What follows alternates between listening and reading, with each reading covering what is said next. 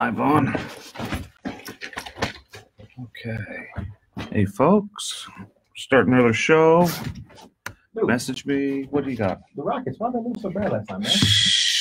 Dude, they made Montrezl Harrell look like an all-star. I mean, he was good when he played here, but he wasn't an all-star. This dude had a career night, 30 points. The Rockets.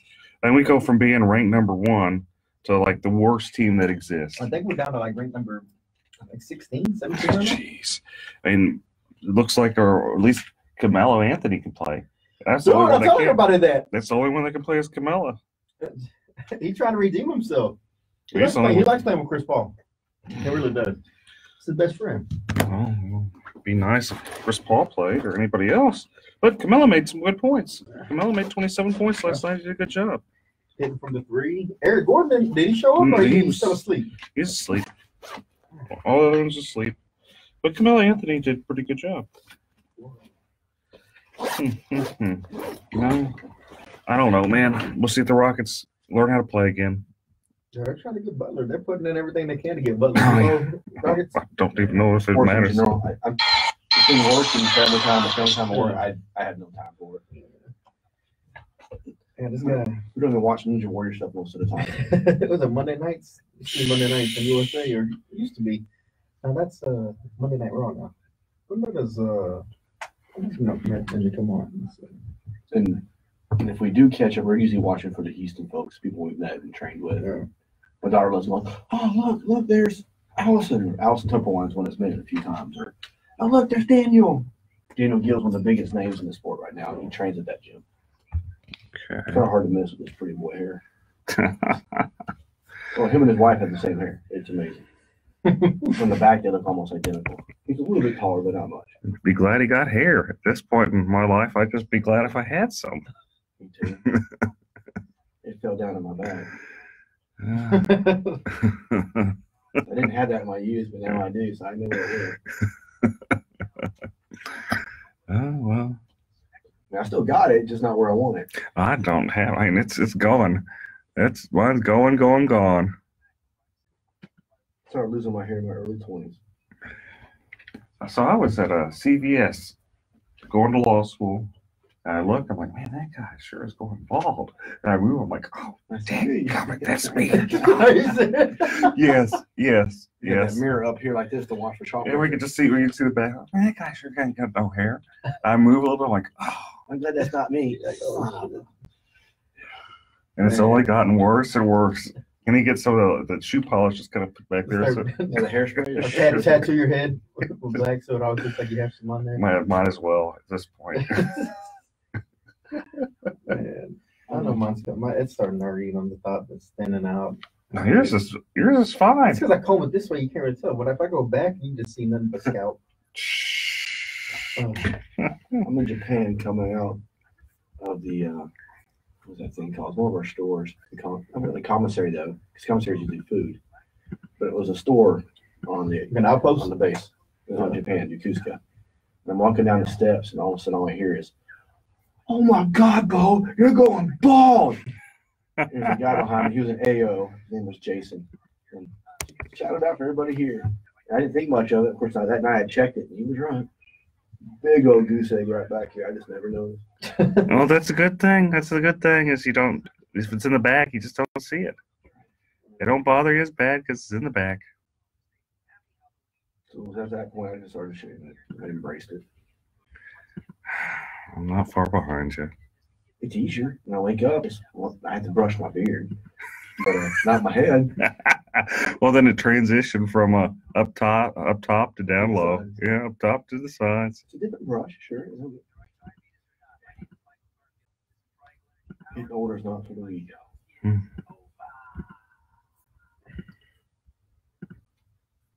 Oh, did I get this thing working? I think I actually got the thing working finally. I forgot how to do it. Now I just remembered. I got it all on the. I got it on the Twitter going. I'll do some wild stuff. I got the Twitter going. I do got the Twitter going. Yay! We're on Twitter. We're on Twitter and Twitch and Periscope and all of them. It's funny, you could be pulling my leg and I wouldn't know or not. I've heard of Twitter, but I'm not very technological savvy. My wild card Twitter, Jason.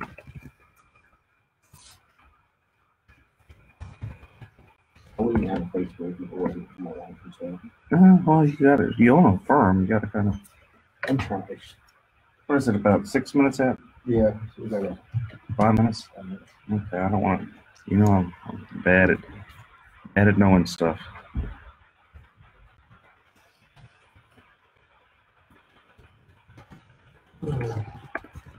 I have two main attorneys that are partners. And one of them was ARPA, but it's nice and sweet. Says, good luck, bro. The other one says, yeah, I've always said you got a face for radio. You'll do great. That's the joke. You got a face for radio. They always tell me that too. What, a face for radio? Yeah. Kind of insult actually, but okay. It really Yes, is. it is. We on? Everybody there? Make sure y'all. Oh, Well, not us. You got well, false alarm. No. Make sure y'all tune in 9:50 Give me- a.m. on your radio dials, or you can always go to the iHeartRadio app and look for 950 KPRC. Make sure you listen to The Eric Dick Show. We're starting about top of the hour right now, so after the commercials, you will see us on. What's up, Steve? What's up, man? And as always, today's program sponsored by Topo Chico Aqua Mineral Water, the As well unpaid as- sponsor. as well as Bragg's Naturally Organic Apple Cider Vinegar All Natural Drink. This is the limeade flavor today. It has a little more tartness to there, but it's really good for you. Really helps with your liver. Make sure you get that Bragg's All Does it- Natural Apple Cider Vinegar. does it really help with your does help with your liver. Huh. Hey, Shelly. How y'all doing? Hey, yeah, we're going to talk about voting today. Make sure you get out there. We're going to talk about that and a whole lot of other things today. Real fun show. But Good as juice. always, call in 713-212-5950, 713-212-5950. Numbers up in the link or the description.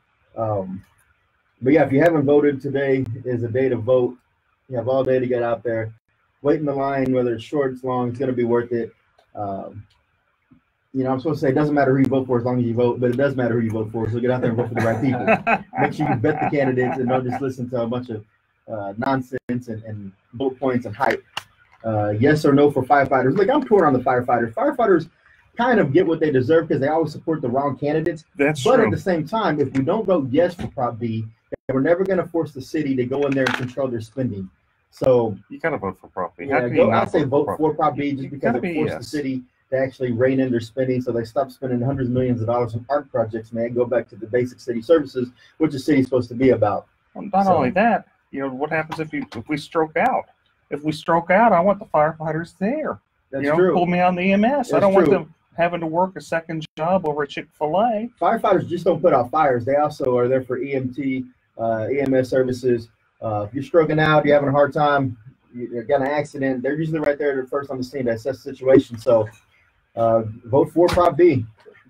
My dad's a retired firefighter. My dad's retired I re- firefighter you know, too. See, he's- City It's a Institute, tough one to City just say to Institute. vote for, but My dad Again, was at 72. vote for Prop B today. Vote for Prop B. Period of time. He never retired at this Oh, a special guest we have today is Bo Bowen, attorney and David did. Ninja Warrior. Oh my God. We'll get to that later. I bet you they don't. But I again, bet they do. Y'all tune in. And again, if you have any questions, put them on here. I'll read them and we'll try to address them through the breaks or through the. If you want to call in, again 713-212-5950. Turn down for what? I'm gonna turn up the monitor. Sorry. Do you have a studio monitor? We do have a studio monitor. It's over here. But Maybe she got it on quiet. Oh, I'm sorry. ask Shannon. What am I doing? She looks like I'm in trouble already, folks. She gave me the Oh, she gave me the wait, stink you have eye. a call already? No, I don't hope I don't got a caller already. Voter Day in Clear Lake. Let's see. Tell me, Eric, you better be quiet. You Move gotta fast, say go some vote. stupid stuff. Okay. My sister's Free having a hot dogs. wedding So if shower you're in the Clear Lake area, today. y'all make sure y'all They're swing all by tuned the in. My Clear Lake sister is area. having a wedding shower today. She's tuned in. Tailgate party. Shout out. Shelly Rogers, where can they? Where's that located? Where can they go for that tailgate party? She also works for me. My sister works for me too, man. Small business. She just completed a paralegal school. So for her, it's a big deal. I'm very proud of her. Oh, She turned herself around, finally settling down, growing up. We mature slowly. But you mature. Should I hear that wave right there, man? I'm getting a cowlick right Oh, here. So You might want to look into the criminal. So what happens with PI? Some of the big PI firms, they'll refer after a settlement is like get hit, then they'll refer them to another lawyer. And if you haven't voted yet, Okay. drop me a message or drop me a line down here, post in this video. Why haven't you voted? What is the hesitancy? What issues are you having deciding between? Maybe I can help you come to a conclusion as to why you feel comfortable going to vote sometime soon.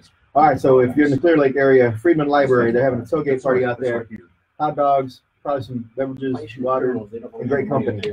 And you get to do that all while you're voting. So make sure y'all go down to Friedman Library. You do it after they get a big settlement. Yes. Use the settlement To fund me, get the full retainer. There you go. Also, we'll talk about this in a minute, but if you have nothing going on right now, you can head over to 3314 Lyons Avenue. Phil Paul Bookstore just opened.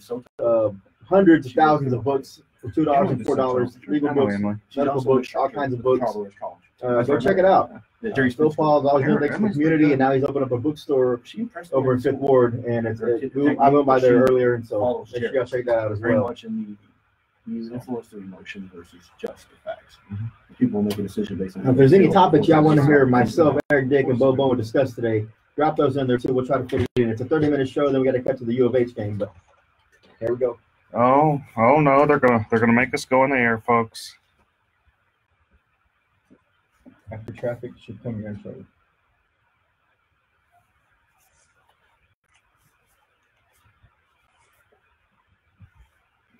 You know, they've never heard the intro, I don't think. On the live feed, What do we have left? when I go on Facebook Live, because we don't have the monitor going when the intro plays. Yeah. So they'll hear it.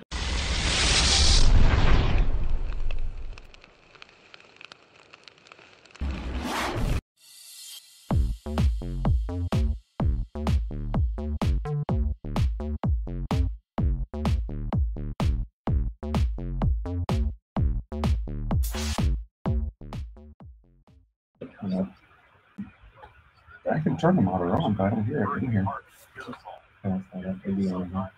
It'll kick on in a minute. The audio will kick on. I want y'all to hear the intro because y'all never heard the intro. Yeah, the intro is pretty funny. Okay, we'll talk about the caravan of immigrants. You do immigration law, right? What? No, sir. No I immigration. thought you did every color law, man. Not total, almost, but not quite. If they bring cash, he might. That's true. It's true. Yeah. For enough money, I'll learn it quickly. For retainers, we might make an exception.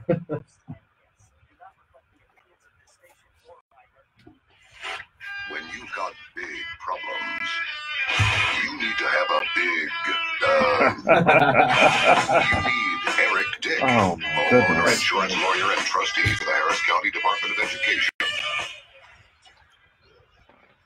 That's good. I can't believe that they actually play that on radio. They sit there and they say you need a big Eric Dick. Hey, Huh. it's true. I mean, do you not need someone who's always going to fight in your corner when you're faced with these legal problems? Absolutely. And that, if you want to get ran over, you don't get an attorney. I mean, even I get an attorney whenever I have a legal problem. No joke. I get traffic tickets. I call the Kubosh. I put a Kubosh on it. There you go. Because when you're facing problems, especially homeowners, when you're facing problems with the big insurance companies, there's only one person you need to call, and that's Houston homeowners attorney, insurance lawyer, Eric B. Dick. Welcome to the Eric B. Dick Show. My name is Chris Carmona, joined by Eric B. Dick, and our special guest today is Bo Bowen. Eric, What up? there's a lot to talk about today. There is a lot of juicy stuff. Let's just kind of go into it because we don't have much time. We're getting kicked off a little bit for the U of H show. But right off the bat, let's talk about Prop B with the firefighters. My dad was a firefighter, strongly support the firefighters. In fact, I find it interesting the only people opposing the firefighters are Mayor Turner and big business. Everybody else, you have Kingwood Tea Party, you have Terry Lowry, you have Gary Pollan, you have just the grassroots Republicans, you have the grassroots Democrats, you have independents, all saying, And that's we need to important take to care of notice. the You firefighters. said the grassroots because the grassroots political activists in the city or in the county, they understand what being responsible with your money is. And if people ask me all the time, I know they've asked you, should they vote yes or no on Prop B? And I think we're in agreement that in order to have the city rein in their spending, there's only one way to go on Prop B, and that's vote yes for Prop B. Yeah, and see, the thing is, every time I've ran for city council, mayor, when I got 11% more than Adrian Garcia and Chris Bell, I did really good, surprisingly. But whenever I ran, it was on a very simple platform, the same platform Rob Mossbecker ran on, the same platform Orlando Sanchez, the same platform Bill King ran on. And that's bring spending to the basics: public safety, infrastructure, your basic city services. Those are the things you want to spend money on. What you don't want to spend money on is like art projects and those type of things. You don't want to spend it unless you have extra money. But you got to focus on the necessities. Do a good job at it. You know, make sure we have adequate firefighters and police officers. Adequate police officers. Make sure our streets are fixed. Those are the things that we have to do as a city, and those are the things we don't necessarily do right. And what this prop does is it forces the city to pay more money to focus more of its resources on public safety, what it should have already been doing in the first place. It's a very good proposition, and the city cannot raise taxes. It's like you get your cake and you can eat it too. And that's the best part. If you can't raise taxes, pay parity is brought into effect because the firefighters in the city of Houston are making less than across the nation for the same type of market, correct? Yeah, firefighters, they start off making $27,000 a year. And I just, what I'm always worried about, what I always joke about is if I'm stroking out, I don't want the poor firefighters, they're sleepy because they had to work at Chick-fil-A the day before. And those are serious concerns. Bo, your dad was a firefighter. What do you think? I have to agree with you. If you want to support the firefighters, you need to support Proposition B. Just plain and simple. Plain and simple. And, one of the things that by supporting this and reining in the city spending, some of the programs that may be cut out is additional funding being sent to the city of Houston public libraries for unnecessary services they're rendering. That's true. Let's talk about one of the things that's being controversial right now, and that's of the drag queen hour at some of the city libraries. Sure. So, just kind of a way of background, I'm not against per se the idea of a drag queen hour. I think it's kind of funny. Like my thought is,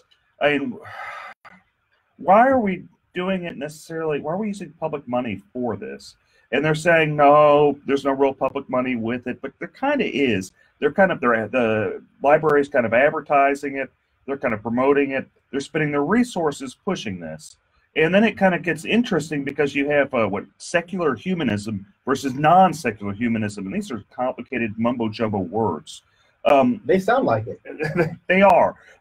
Basically, it's the idea that it's like Christian viewpoints of believing marriage is a man and a woman, that being the idea of a religion, and then non-Christian viewpoints. And the point that you can have these non-Christian viewpoints there pushing this agenda at the library and not be able to have the counterpart there. That's where it's not fair, and that's where I kind of have a problem with it. I think that if people could go there and say, look, marriage is between a man and a woman, this is what we believe, then it kind of evens the playing field. But there's another thing that really kind of makes me cringe is I have 2 small kiddos, and that's not really something I want to introduce them to if we were going to the library to get books and stuff like that. I mean, we kind of want to avoid it at that point. I don't really want to start having to explain to my daughters why this guy's dressed up like a girl. Now, what do you say to the proponents of this hour that say, you choose to go to the public library, and you could always say, what, for this hour, I'm not going to go there. Should you have to rearrange your schedule to fit into the city of Houston's agenda as it relates to the drag queen story hour? I just don't think I don't think it's really fair. And I don't think you should have to look at, the schedule whenever you just want to go to a public place and, learn, teach bring your kids to, the library. I'm fine with it being in a private place. In fact, I'd probably go. I think it's at minimum entertaining. I think it really is entertaining. And I think, it brings, I can see the diversity argument, Because the mayor has made a diversity argument saying we have a very diverse city. This is just reflective of our culture. This is reflective of our city, and he sees no problem with it. Thinks that it's a frivolous lawsuit. It's going to get thrown out. Well, but the city gets sued a lot of times for what they would consider frivolous stuff, like criminalizing feeding the homeless. That's all true. All sorts of stuff. Bo, what do you think? What do you think? I never really thought about it the way you put it today, Dick. You're right. I didn't think about my kids being there when I first heard of it. I was like, yeah, it's kind of humorous. It's a neat approach. I don't really understand why this lawsuit even started, in my humble opinion. As I understand it, they weren't letting someone else go, and that's what the argument's about. Or is it simply because of the fact that they have the, what was the title you used? It's secular humanism. Secular humanism. Yeah. Yeah, and so apparently the impetus of this was that the same type of for a traditional marriage couple to go in there and have a story time was denied when the drag queen hour was actually given a clearance to go ahead. And so And this is some really juicy stuff. Yeah. We're going to get right back in it. we're And good talk because there about are some this. alternatives to a public library. We'll talk about that when we come back from break as well. We'll be back. Eric Dick Show. Thanks, folks.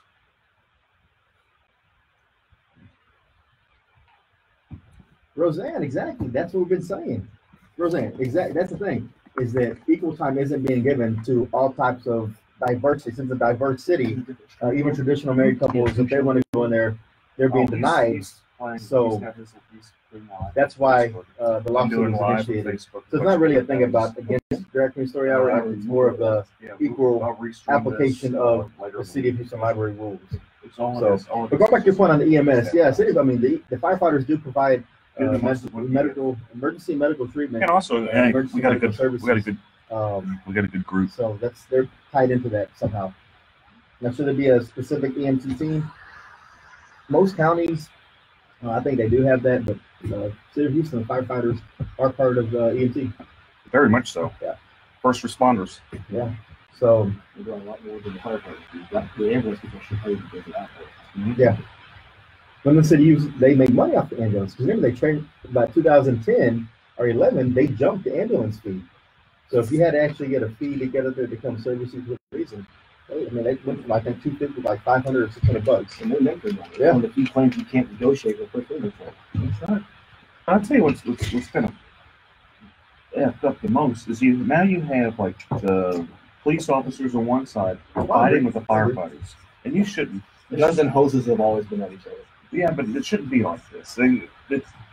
It shouldn't be at each other's throat. I don't think that they haven't been like this, because there's been plenty of times where I've heard firefighters like they get in trouble and police officers like, you guys are just dumb, just move on, and that type of stuff, which it shouldn't really be happening. But my point is that those organizations have historically got along. They have, but now they're forced to be put against each other. That's really But here's the thing, man. The firefighters have typically always gone with liberal candidates.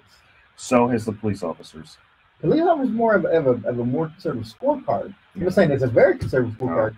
You're right, But I'm not saying they overall, they the firefighters and the firefighter union, did think they're brave. they have entrusted a lot I to know this they, mayor, to this city council. So they spend a lot of energy. Getting that's this why it's right. like the sympathy level is not really all there. But I so how does the fire department transfer you to the hospital if you need emergency care? They come out there with ambulances. The Houston Fire Department has ambulances.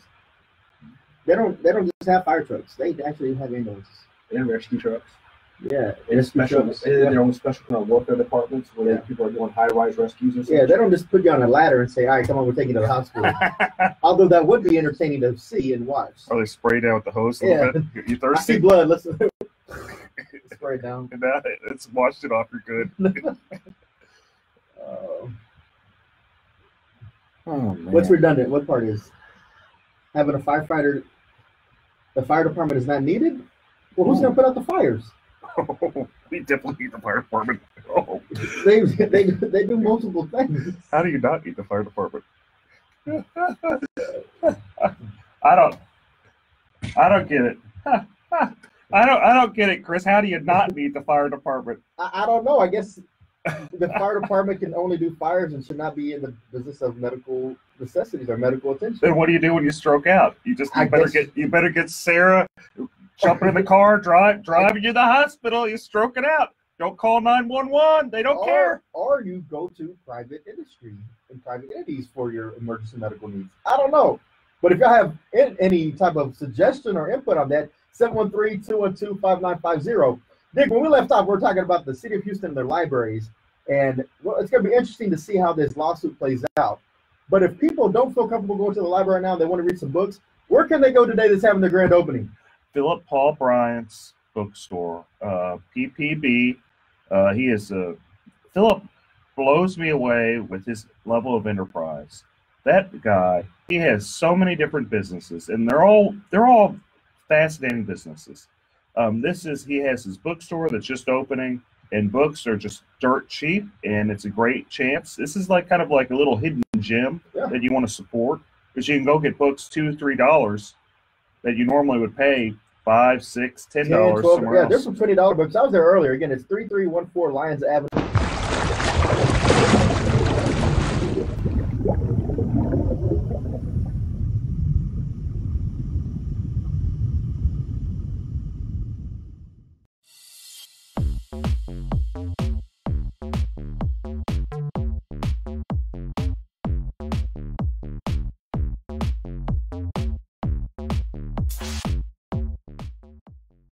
It's called Phil Paul Books. Great opening today. They have kids' books for $2, over 15,000 books for under $4. And if you want a great opportunity to get some books for real cheap and support the community at the same time, check that place out. Philip does a lot of cool stuff. He does the backpack to Fifth Ward every year, where you have a lot of great family law judges that are up for re-election, like your Sherry Dean, all those folks. Alicia Franklin. There. James Lamborghino. And that's the thing. Voting is taking place right now. If you have not voted, you still have this weekend and as well as next week in the Friday at 7 p.m. to go out and early vote in Harris County. There's rumors there's a lot of irregularities going on this year, and it's more or less people are saying, you know what are you going to do about it? I'm going in. I don't care if I have ID. I don't care if somebody's helping me vote. What are you going to do to stop me? What are they going to do to stop irregular voting and voter fraud? Not look at the party, because there's too much corruption. I mean, one thing I wanted to talk about, because there's this Fast and Furious show here, is I saw HRBC's endorsements, and I'm just appalled. This organization, who the chairman is the financial chair of the Harris County Republican Party, it's endorsing Democrats, and not only is it endorsing Democrats, it's kind of a sexist organization. This is a big business organization. They're refusing to endorse Erin Swanson, who's this young gal. She ousted a corrupt incumbent, Teresa Chang, who's just an incompetent judge. And they're so mad at her for doing that. And they're mad that she's a young, attractive woman. They are not endorsing her. And what I find just so appalling is I'm convinced that if she was a man, they would endorse her. But for her being a female, being a young female, they aren't endorsing her. They think, this is what I feel, is they think that because she's a woman, she's not capable to be a judge at that age. And it's just wrong. So this is another instance of another conservative, quote unquote, conservative group endorsing Democrats, kind of in line with what Ed Emmett has done before, correct? Well, it's much worse than this, because these are people that are in power in the local Republican Party. And there's a lot of this is just big business, just buying stuff. When they cry about pay for play, and Terry Lowry, who's not pay for play, by the way, they cry about that. Big business does it all the time. They pour hundreds of thousands of dollars. I remember there was a chairman race with the local Republican Party. They spent $500,000. And the person that ran against their incumbent spent $5,000. Barely lost that race. Just barely lost. Too much money being wasted right there in local politics. But again, if y'all haven't voted yet, get out there. Voting is important. Elections matter. So vote early, vote often. Let's go to our guest. Yeah, today's guest speaker we have today in the studio is Houston local attorney Bo Bowen. Yes, sir. Hi. Thank you all for having me. And so, Bo, interesting background you have. You are former military. Yes, sir. Navy. And then currently, you are in the process of training to become an American Ninja Warrior. Which is awesome. You're American Ninja Lawyer. Yeah, and that should be your new marketing gimmick right there. You can pay Dick the residuals on that. But what does a lawyer, someone who has, you have two daughters, right? Yes, sir. 8 and 3. Edwin and Karis. Hey, girls. There you go. Hope they're listening. So a full-time dad, full-time attorney. How do you make time, and why would you want to make time to become the next American Ninja Warrior? For me, it's mainly getting the time with my family. Me and my daughters have daughter date nights up there at Iron Sports Gym off of 1916 Cutting Road, which is where all the top ninjas train here in Houston.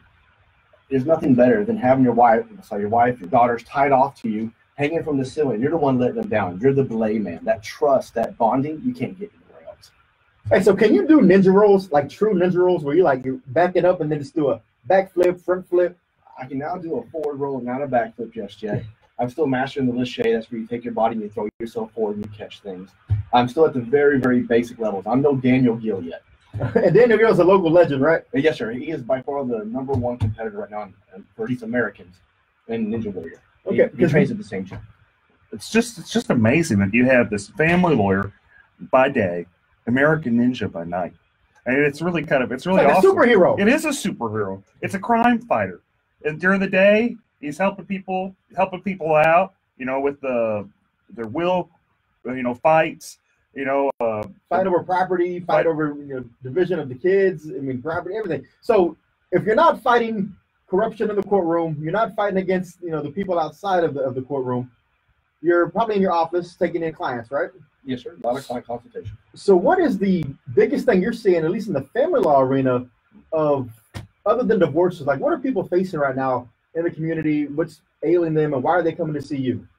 Well, the majority of our comes because unfortunately, the family is broken down. The husband and wife relationship has fallen to the wayside. The more problem I see is they're waiting too long to seek an attorney. They're trying to do it themselves. They get the paperwork offline. Then they waste all that time initiating it. They have to pay us to fix everything, and then the process takes that much longer. And of course, through that period of time, they're fighting more, they're losing more instead of trying to work together. It's best to come in sometimes, rip that Band-Aid off, and then learn how to co-parent. That squabbling in between is what really causes those relationships to fail. And I'm talking about the children. They're the ones that suffer this whole time. It also causes resentment and, people just fighting over all that time. So on the flip side, isn't someone having a wedding today? Or That is correct. My baby sister's having her wedding shower today. Her name is Joanna Bowen, soon to be Joanna Sanders. She finally found the man of her dreams. You know who I'm talking to, Marvin. You're a lucky man. And I hope they're listening. I love you. Melissa Love you. Yeah, Melissa Smith's getting married too with the board that I'm at. Congratulations, Melissa. So if people wanted to contact your law firm, how would they do that, Bo? The best way to reach us is 713-574-7777. That main line again is 713-574-7777. You can also find us on the web at www.bowen, BOWENLF, as in lawfirm.com. Now, Bo, I always try to throw out questions for our guests, legal questions that are out of the ordinary. Let me kick this one to you. So you have a couple that have been together for about 5 to 7 years, right? But each one is currently married to someone else, but their spouses are somewhere else, right? So over this 5 or 7 years, they've acquired a purchase of a home. They've been living in that home. They break up, but they can't do anything about that, or can they, since they're still technically married to other people? What's the remedy on that? How does someone not get kicked out of the house? How do they fight over the house? Who stays in the house? What do you think, Bo? So making sure we have two people who are married, and then they break up and they get with other people and they buy new property? Yes. Okay, well, unfortunately in Texas, you can't do more than one marriage. It's called bigamy. So you can't have a new marriage until the first one is ended. So if you're then buying property together as a married couple to someone else, that property is still considered community property. So they would have every half, and the other side would then have half, meaning their spouse they're currently married to. Because as soon as you buy anything when you're married, again, after the marriage date, whether you leave them, there's no legal separation in Texas. And Chris is taking notes here because actually those people came to his office yesterday. They called me yesterday. I'm trying to get a good answer for them. But the thing is, and that's the thing is, so now, whether you wanted to or not, if this was a secret affair for 5 or 7 years, are they going to have to now bring in those spouses they were keeping secret to try to finally get rid of this property? Yes, sir, especially their names on it. It's going to make it difficult. I encourage you to get them all together, reach inside a sort of settlement, see what everyone wants. Try to get them to work together. Otherwise, this is going to be in court for me. So, and also, is it a formal marriage or is it a common law marriage? Because, common law is a little bit interesting than it is in a formal marriage. Well, common law or informal marriages, as it's lined out in statute, the number one thing you have to look at is, was there an agreement between the parties? If the parties had an agreement to be married, we're done. They're going to say, you move on. But isn't there a statute of limitations, or is there some type of, after some point in time with the common law marriage, is it not presumed, or is there some type of... No, sir, you can be together for 100 years, together for 2 years. It really depends on the parties themselves and the totality of the circumstances. But everyone being in the agreement amongst the parties to be married. And then they have to also do something to, show the agreement, usually like a ring or something like that. Hold themselves out is another big one. That they file income tax together, hold themselves as married to a government agency. That's a good indication they were married. How they introduce themselves to other parties as well. If they're at the supermarket, hey, this is my wife, Allison. They just held themselves out as being a married couple. If the wife doesn't say anything, you should be assuming they're married and so are everyone else, including the court. And so if they want to go ahead and wind down that marriage, even though it's considered common law, they still have to go through the formal process of a divorce at that point, right? Correct, yes, sir. And if they go to the divorce and they go through mediation and they get an MSA, a mediated settlement agreement, is that full and final in the state of Texas? Yes, sir. I'm going to in re Stephanie the case. All you want to read with that. It has made mediations powerful. It is irrevocable once it's signed. And in fact, another good Republican judge, Judge Farr, he got overruled on the case, Minks versus Minks, where the parties themselves came up to the bench and both of them wanted to revocate or reject the MSA. Court of Appeal said, no, you're stuck with it. Enforce it. Wow. Well, there you are. That's tough. Be careful when you go to mediation, and don't try to back out. Be serious. And if you go through mediation for any type of homeowners claims and it's unsuccessful, or if you go through the appraisal process and it's unsuccessful, or you go through arbitration and it's not binding, well, you can always hire a Dick. That's Eric B. Dick, Texas and Houston's homeowners insurance attorney. Eric, how's it going over in the insurance field right now? Any cases coming up? Oh, there's a lot of cases, man. I've represented a whole ton of people from Hurricane Harvey, and what I've been shocked with is the majority of the people I've represented, they've been underpaid.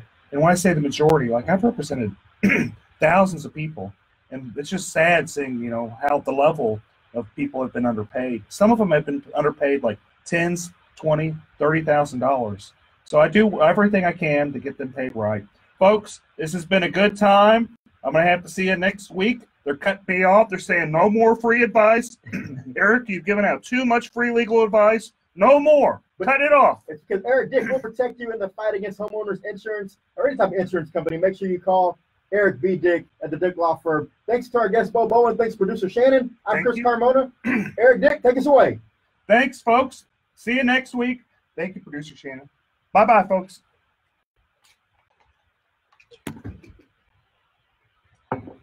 We're gone. Thanks, guys, for listening. We're gone. Hope I didn't get in too much trouble. Roseanne, thanks for the great contribution. Hope I didn't get in too much trouble, folks. You have a good one. Thanks for your contribution as well. Shelly Rogers, thank you for your contribution again.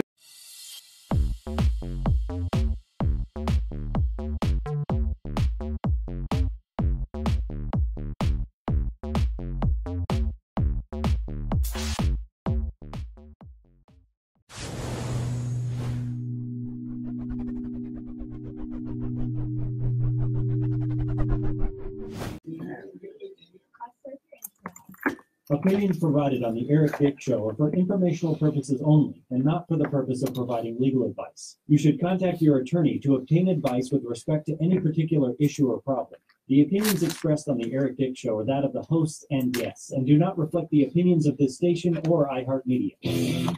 When you've got big problems, you need to have a big, you need Eric Dick, homeowner insurance lawyer and trustee for the Harris County Department of Education. This is the Eric Dick Show. All right. Thank you guys so much for joining me today on the very first ever Eric Dick Show. Exciting with yours truly as a guest. I have my wingman, Chris Carmona. Hello, hello. Another fantastic attorney in the Houston area. And we are going to talk about a lot of really exciting stuff. I know, you know, I really get excited when I talk about homeowners insurance. I know you do, man. And, you know, you mentioned homeowners insurance, and, you know, it's hard not to mention the end of August and then to think of the end of August last year, what we had with Harvey. Oh, how can I forget Harvey? Oh, the storm that overwhelmed me. Let's start talking about Harvey, because it was an interesting time in Houston last year. We're talking, and this is almost, I think tomorrow is the anniversary. Yeah. I think one thing, if we're just talking straight up with Harvey, that people need to know that a lot of people don't understand is if you do have I'm going to start going lawyer here, so you guys are going to have to forgive me. I'm going to start. It is a legal show. It is a legal show. I'm going to start dropping information that's pretty important. So if you have a flood insurance policy, I commonly refer to it as NFIP, National Flood Insurance Program. It's really important that you file your proof of loss by tomorrow. Well, actually not tomorrow, by Monday, which would be the 1-year anniversary. If you've already filed a proof of loss, no big deal. But if you haven't filed a proof of loss, so let me kind of back up a little bit. If you have if you were flooded by Harvey, if if you have any property damage that was related from the storm of Harvey last year, they probably want to take your advice pretty seriously right now, because there's a lot of people that have been hurt by this financially. And it's been a long process, with FEMA not being responsive as we thought they were going to be, with the city, with different charity organizations. Some people just have no help coming to them, right? And so if they need legal assistance, what is the pathway that they should have been following? And it's not too late to still go on and get this done by the deadline of the 1 year anniversary, right? For flood, if you're talking wind, if you're talking other stuff, it's different. But for flood, if you have a dispute as to your loss, it's pretty much, Monday's the deadline to file your proof of loss, and you absolutely have to file a proof of loss. After you file the proof of loss, you can go back, you can dispute it, you could whatever, you can have your fight, but you have a 1 year deadline. Usually it's like 30 days or 60 days, but they extended it to 1 year. So you have to file that proof of loss if you have a dispute with your flood insurance policy. Now, if it's there's a lot of other things that happened with Hurricane Harvey that we could talk about, but I just really wanted to emphasize, and I'll probably emphasize that a bit with that 1 year proof of loss, because not many people are talking about it. A lot of people don't understand it, but you can get that form online for the proof of loss, but it has to be filed within 1 year. I just wanted to say that a lot so people. I know I'm repeating myself, but it's really important because you lose all your claims. Now, can they find that? Can they find that form at the Dick Law Firm website? I imagine they could. If I don't really do flood insurance claims very much. I do a few of them because I typically do first party insurance with my firm. If they called me or messaged me, I'd point you the right direction. But it's not really. I'm not trying to get business from this at all. In fact, I kind of don't really want the business. I'm just trying to provide basic information that people should know. I'd hope they know, and they don't. But it's just not explained enough about the 1 year proof of loss. And no one's gonna highlight this and promote, come and file a claim by Monday. So it's a good thing that you're actually here today, telling all the listeners about this 1 year deadline to make sure that they do get that proof of claim in if they do have one before the deadline. Correct? Yeah, that's right. That's only for the flood insurance policies. The windstorm and all that is a completely different beast. It's completely different type of stuff. And we could naturally, I guess we could talk about the windstorm a little bit. And I'll talk about insurance so I'm blue in my face. And again, it's horribly exciting stuff. People live on Facebook see the faces I'm making. Okay, so the windstorm, that's interesting. There was a lot of, whenever Harvey hit, there was maybe those that were here. Remember, there's a number of like little tornadoes that tagged along all over the city, north side. Like right after Harvey, I physically inspected a couple of buildings, and I was kind of amazed by the amount of wind damage. Where you had one building where the roof was torn off, where they flooded both ways, from the bottom up and the top down. And you see a lot of that in Houston. And what's sad, just from my own personal experience, is a number of insurance companies, they just take this hard position that there just wasn't any wind damage at all, that Harvey was just a water event, and that's all it was. There's only flood. It didn't involve there was no winds, and it's just not true. And it just simply isn't true. Unless the stuff I've seen firsthand, and many of other people have suffered with the windstorm and the wind damages and the tornadoes that came through. So it's just sad that that's kind of the state of affairs. I don't want to dwell on this whole insurance too much. And that's the thing. We've, as we approach the 1 year anniversary of Harvey, there's still a lot of families out there that haven't been given the assistance needed. And so, it's always right to make sure we remember those who have lost items. And, there were some lost lives in Harvey as well. One of Houston's most tragic events overall. And so when people and families are trying to rebuild their life, a year later, there's still things that need to be done. It's a good thing we have lawyers like Eric B. Dick there to make sure that they can advocate for people and for families to make sure that they can get their house back in order even as we approach the 1 year mark. But it was just more than windstorm and flooding. You had a number of other factors kind of going on. You had the chemical plant that exploded that wasn't really expected, and that caused a lot of damage, a lot of craziness. A lot of collateral damage, just from the floods, the winds, everything that's associated with a catastrophic event. So we'll, Eric B. Dick, Chris Carmona, we'll be back after this short break. Thank you guys so much.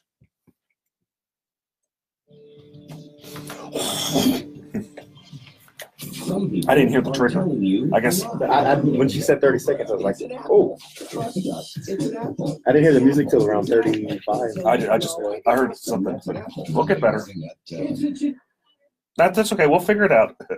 Were we okay? Was our volume all right? Tone? Okay. Can y'all hear okay? Yeah. Oh, can you guys hear okay? It might not be Yeah, he gave the thumbs up. It might be Yes, that good. you have an honest disagreement or an honest mistake, but you don't want to go All right, against so the IRS. we'll come back from this break. You need to call Top What is Tax. this, Phillips? Anything? Is he They have a here? local. I don't know. All of our phones are And this is what they recording do. something right now. Oh, Philip's calling right now. They know Is he? how to Yeah. deal with the IRS.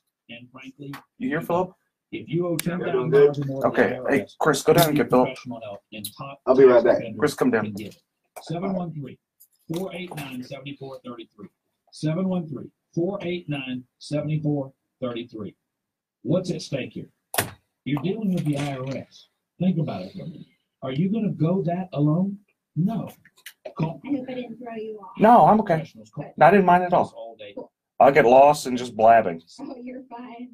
24, Yeah, I'll give you a 30-second mark and then a 10-second. And so I could just do it with my hands if that's better for you, or I can do it in your ear. It's in my ears better because I'm more distracted with all the information. Understandable. That depends. Are you a fan?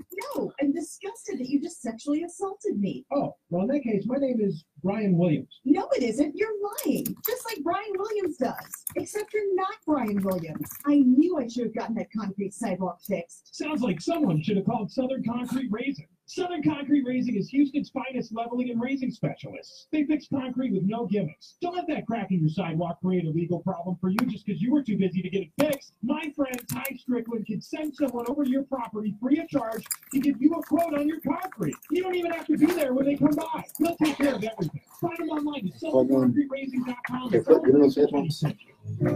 Come plug in over here. It's Doug Mike from 50 Plus. If you haven't taken a look lately at the UT Health Science Center Consortium on Aging website, you need to do Realize so. this They've is still freshened it up. There is so much information. We're there. back. Sorry about that. People like you, people Dumped y'all on the who are side. a little bit older I was and negligent. want to talk to somebody who knows people who are focused on our care, on geriatric medicine. I'm not geriatric yet, but hey, I'm old. Where you gonna sit? You gonna sit over there? Oh, well, then plug in over here. UTH.edu/aging. That's UTH.edu/aging. So I just discovered DazzleMe.com. It started out as the jewelry department at the Home Consignment Center, and now their entire jewelry collection, one of my rings is there as well. That's on DazzleMe.com. From the big name All right, so we'll transition. We'll talk about the to the unique design. talk about the Still talk about Harvey. Harvey. We can talk a little bit more about Harvey. Yeah. I know people on my Facebook want me to talk a little bit about Twitter, which is a big mess in itself. And I know they want me to talk a little bit about Beto and Cruz, which is a really fascinating thing. But 2 points, 4 points close. I think Cruz could lose that. Cruz really. 40 seconds. Whole that sponsors lots of stuff around the country club so we can bring in bands. So, give us some feedback what you think right now. It's our first live segment ever. And then I'm the US on the air. coins, you're Myself, coming in, you're Eric Dick. on the show. We just got a new guest in today. US Philip Paul coins, Bryant just walked in the studio. 713-464-6868. So, but drop some comments, man. Let us know how we're doing. What do you want to hear? We're going to talk about Harvey a lot today and going back to school. We'll throw a little bit of politics in at the end or somewhere where we can fit it. But send us our questions and we'll give a call-in number in a minute. Y'all can call up here. On KBRC 950.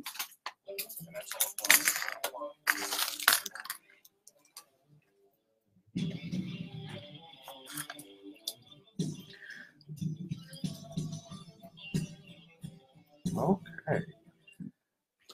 All right. Am I on? Oh, yeah. All right. All right. Oh, so exciting. We're back. Back for more. Couldn't get enough. Welcome back to the Eric Dick Show on KPRC 950 AM.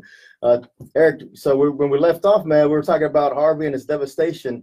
And just so we make sure we have everybody on the same page when it comes to the flood claims, they can go to FEMA.gov and actually pick up that application. Yes. Correct. And it's a proof of loss. Its deadline is Monday. It's 1 year. It was extended to 1 year. That's just, and I know we've talked about that a lot, but it doesn't hurt to say it again. But something else to talk about is so we're going with Harvey and all that. So TWIA, Texas Windstorm Insurance Association, which is kind of a nightmare in itself. There's been a lot of problems with TWIA, to be fair, since its conception. This isn't the first time that there are big problems with TWIA. TWIA is basically the last resort insurance company. It's government funded. It's for people off the coast, Galveston, Brazoria County, Corpus Christi, right off the coast. So whenever Harvey hit, it primarily did hit people that had policies with Texas Windstorm. I bring this up, the problems that Texas Windstorm has had in the past. So whenever Hurricane Ike was going on, they got in a lot of trouble. They basically decided that they just weren't going to pay anything. Basically, and I know that's probably abbreviating too much. And it's only gotten worse since that time, right? I mean, we keep passing some laws to make it harder for homeowners to actually recover, and TWIA is a big part of that, correct? And then we wonder why the race between Beto and Ted Cruz is so close. And I don't get me wrong, I'm voting for Ted Cruz, but we wonder why it's so close whenever we pass laws that are anti-consumer, that are anti-people. Yeah, there seems to be a trend to hurt the little guy over and over again. And then when we have these events, like we had an Ike and then we have a Harvey, we got to be careful about who we're actually protecting, because we start hurting all the homeowners and the consumers. It's just going to be a long road for everybody who's in power right now. It's not going to be a long road. They're going to lose. I mean, and Ted Cruz should be completely scared, and he is acting scared, as he should be, because you've got Beto. And I'm not saying Beto's a better candidate, because he's not. But what's going on with Beto is he has a good message. He's saying no more corruption. I'm done with corruption. And is he really? I don't know about that. But he's saying no more corruption. I'm not taking PAC money. And he's getting some movement. And he really could win. I mean, he's not taking PAC money, but he's taking all kinds of foreign money outside the great state of Texas. But yeah, I mean, great point. I mean, especially at the federal level, when we have these natural disasters, we turn to the federal government to do the emergency aid. And, did we see anything put forward recently or last year? They're actually going to protect these consumers? Is Beto going to campaign on that? Is Cruz going to be able to recover from that? Is he going to make that a huge campaign issue between now and November? It absolutely could happen. I mean, I don't think Ted Cruz is going to embrace, and it's unfortunate, but I don't think Ted Cruz is going to embrace consumerism. I don't think he is. I wish he would. I think it would help him. I don't think he is. I hope that more people, Republicans on the local level, embrace consumerism, because it's their constituents. It's literally their constituents. And whenever they side with special interest, big money, big business over individuals, I mean, what do you expect? They're going to vote, especially with the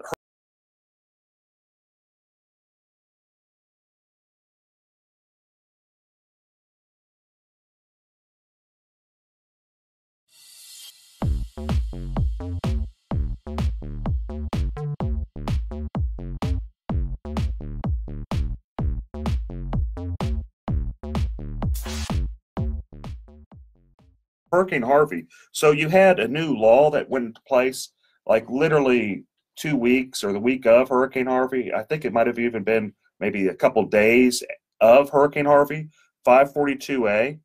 And so this put the Texas Insurance Code 542A, right? Yes, Texas Insurance Code 542A.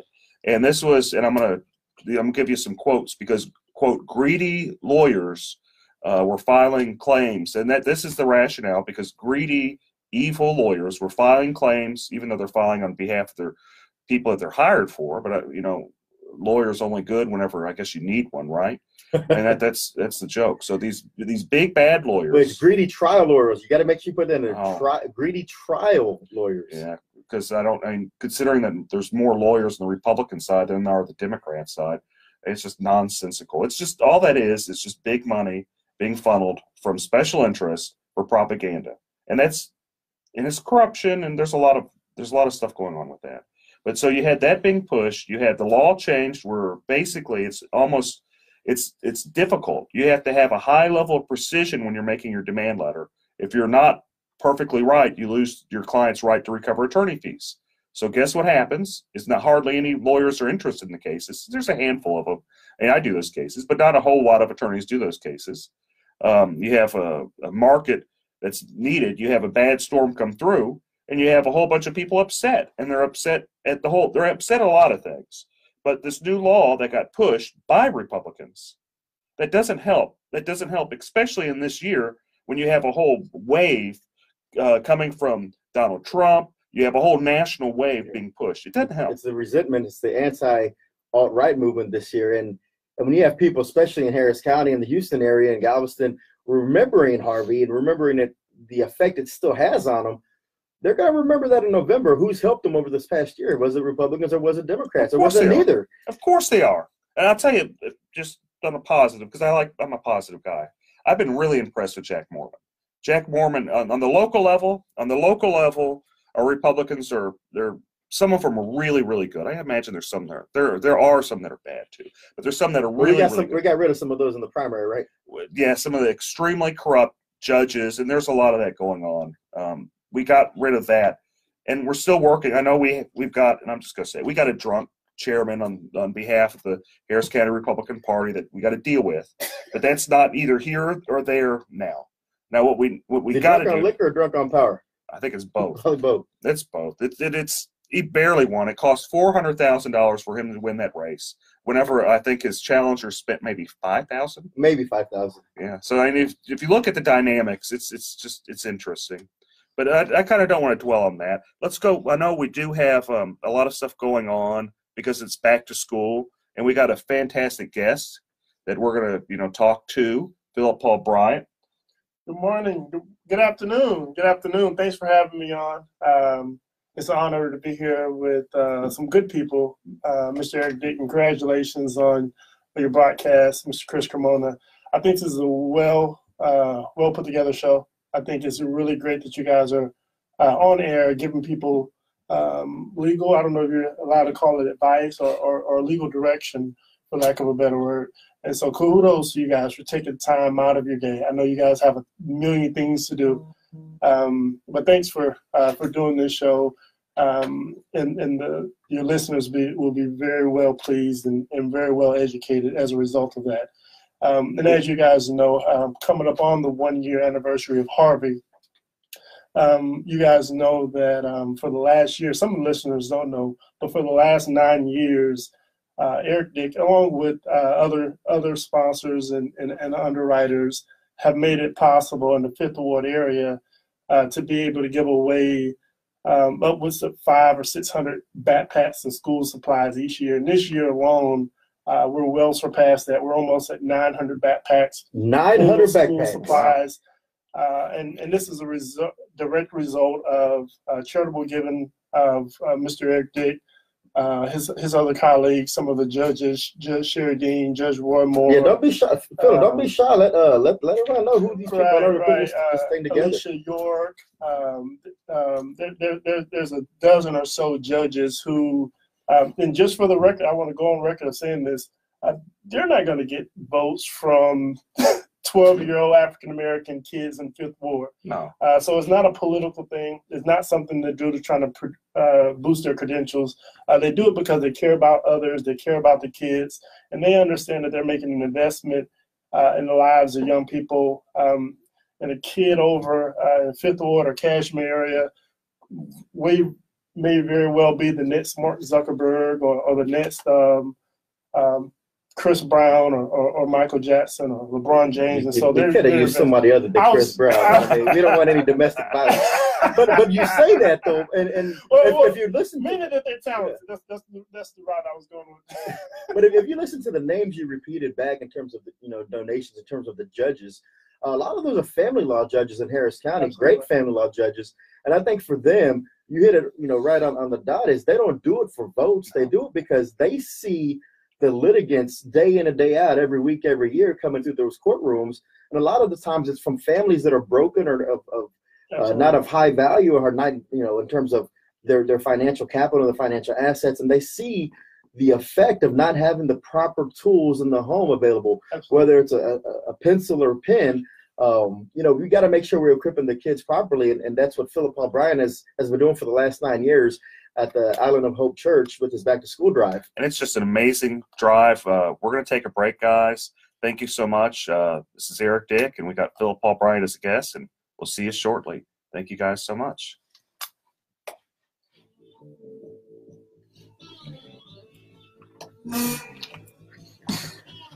First of all, I want to Good say job, Philip. thank you Good job, Dick. Good job. of the Michael Berry Show and our entire station. I'm not new to this. I'm true to this. You what? Oh, that's a good transition, man. We're going to have y'all turn on your mics so we don't have any chatter if we're not ready yet. Do you know what I mean? So you see your on button right there? Yes. So whenever you're ready to go, hit it on. So right here? Yeah, coming back from the break? Yeah. Okay. Yeah. So yours is right over there. There you go. And then yours is right over there. On. There we go. Perfect. Okay, so it's off right now. It's off right now. So whenever you're ready to go. Cool. Okay. How's it sounding? Sounds great. Sounds really good. Yeah. Have you done radio before? I've played with it, but my brother's on on-air personality. And Oh, cool. All right. so I play with him sometimes. I used to. I haven't done it in probably 10 years. But. Comes back. Absolutely. Sounds great, guys. It's free. 877-717-PTSD. You've got lots of So if my brother's listening, yard equipment, ATVs, motorcycles, constructive feedback. watercraft, you name it, and they all use fuel. Later on, not right now. These same fluids that make going your on, engine run Rose? also create deposits that reduce Oh. performance and gas mileage. Come out, multi-system tune removes these gummy carbon deposits and stabilizes So we're about, all fuel. right, we're at the halfway mark. So Philip, we're going to come back out the break. Get a cab today at just $647. We can transition back out over the, after he's done with this segment, transition back over to Harvey. It's that time Now, of year that you yeah, have that's how I IRS. I got you. I'd like to also talk to, like, he brushed some really great judges I'd like to talk about. I think Sherry Dean she really is tough. Sherry's really good. I'd like to talk about Sherry. Sherry's really just, I mean, to be fair, if more Republicans did that, it wouldn't be a sweet county. Yeah, because Dean and Moore have been doing it from the beginning, right? Or almost from the beginning. Since they've been on the- Actually, first year. You owe $10,000 to the IRS. Eric, Judge, 2010. Judge Sheridan, and Judge Moore. 713-489. Ask Chris Daniels, but he comes in now sometimes. 489. Oh, CD? 33. What's at stake? Let me take my face off the camera. The IRS. Think about it. He tries. Alone? The experts call the professionals. Oh, We can also talk about, I don't think we need to talk about the department. We can, but I think it's necessary. I don't think it's necessary. Oh, but we can talk about the bond vote today. That's really important. Transition. The bond vote's really important. Because that's happening right now. It ends at what, 7? So you heard this say right when they gave us the countdown when we're going back in. When you hear the music start playing back in, it's breaking in. And we gotta push the button. Hit the on button. You go back on it. Like, I got it. or more. I don't know if it's coming back in a while ago. We're like, are they going to say, and we're back? During the off season, So we'll say that. We can lead in with, and we're back. Mhm. Yeah. police violence or whatever the hell it is. Make sure you put the show's name, like you say, Harry Dick Show. Take care. Yeah. So that way, if they're not listening on air, they're We listening. can take some callers too. Yeah. I'll take some callers. Maybe we'll do another segment and take, well, maybe we'll do half a Hey, segment and take callers. we'll go back to tell other than backpacks, yeah, all the list of what they have there. Tell the kids they can bring their school supply list and go shopping. Yeah. So make sure you detail other than backpacks, say everything else they have. Tell the kids to bring their paper and their little list, and they can mark it off and pick up their supplies. And then I'll tell everybody how I just spent so much money. I'm gonna go return it and then go. How much you ready so much money on? Spent like $150 on school. Well, I'm about to go get my lift my receipts. That's So easy. You know, he never brings the girls. Play KPRC on iHeartRadio. And we're back for more. Eric Dick with my show, talking about Hurricane Harvey, talking about going back to school, and we have a special guest, Philip Paul Bryant, who does every year Backpack to Fifth Ward with some of the most amazing people that help him. Oh, absolutely. Well, did we announce that he was world-renowned author, Philip Paul Bryant? Nah, y'all forgot to announce Yeah, that. we forgot that Y'all part. forgot to announce that. Philip Paul, what's the book you have? What's your latest book you have out right It's now? called Death of a Community, How the Church, the Police, and Facebook Are Shaping Our Future. I'm actually working on another piece. I hope to get it released by mid-December. And it's going to be talking about hurricane preparedness, things you can do, actually national disaster preparedness. So things to do in the case of hurricane, tornadoes, terrorist attack, school, active shootings. And so I'm actually going to be working with Attorney Eric Dick on that book. And so we hope to have that out because it's not about just trying to get it out right before hurricane season. So we want to make sure we have everything in there because on a regular basis, we need to make sure that we're prepared and we're preemptive on protecting our homes and our families. And so I'm really excited about that. One other thing I want to make mention of is tomorrow, we mentioned the back to school, the 9th annual. It's going to be tomorrow at 12 noon. It's going to be at the Island of Hope Church. That's 1505 Greg Street. And that's in Houston, Texas, right there on the corner of Lyons and Greg. And you go over about one other block and you'll see the big dome church, the Island of Hope Church, Bishop Bryant, the whole team there. And you'll see some judges, unlike where you usually will see them in a robe, in the court, super official. You know, Judge Moore comes there in his shorts. Judge Dean comes there with her grandkids, and Mr. Lance, her husband, volunteers. We still need volunteers, but a lot of times people from their actual court coordinators and stuff like that actually come to the event and volunteer. They don't get paid for this. No one gets paid for it. But it's an investment in the kids and an investment in the community. And also we have some pretty good entertainment because the goal is to not just give the kids the backpacks because, you know, you can just form a line in the park somewhere and hand out backpacks. But the goal is to bring elected officials, people who may be considered role models in our communities, and have them all saying to the kids, it's important to stay in school, it's important to get good grades, and we're here, we got your back. So we have a talented, we'll have step teams there, we'll have karate teams performing. And you got manicures and manicures and free haircuts, because we want to encourage the kids to no excuses, right? Everyone's on your side. You got everything you need. We're going to make sure you look good. And so we're super excited about it. This is year 9. So Eric Dick is officially has hood credentials. He has tenure in the hood now. He has a hood pass. I come to the 5th Ward. I get my pass to Fifth Ward because I got their back and I got their backpack. Yeah, I want to talk because the brand that was good. I do like branding. You have to admit that. But Sherry Dean, I've been so impressed with everything she's done with the Backpack to Fifth Ward. She has put in a lot of effort on this. In fact, she called me and no, she didn't call me. She messaged me, Eric, you better donate this time. Yes, Judge, I'm donating. Yes, Judge. She really takes this personal, and it's kind of amazing seeing her there because she knows the kids. She goes and checks with them every year, make sure they're doing good.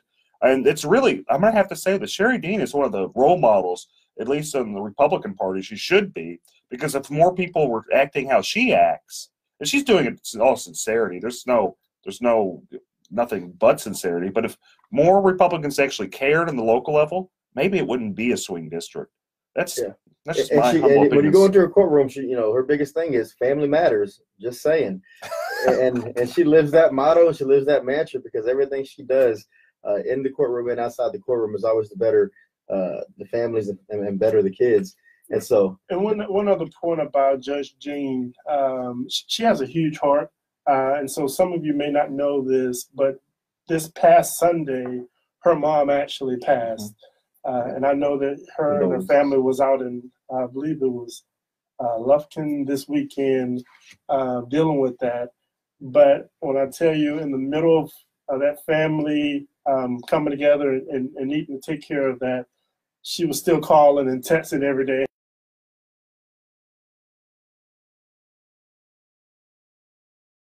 She's not doing it for show. She really cares. There's no cameras out there these years. You know, it's just out there doing what it takes to help the kids. And I did want to make mention of a couple other names that she gave me. Judge James Lambino. Oh, Lambertino.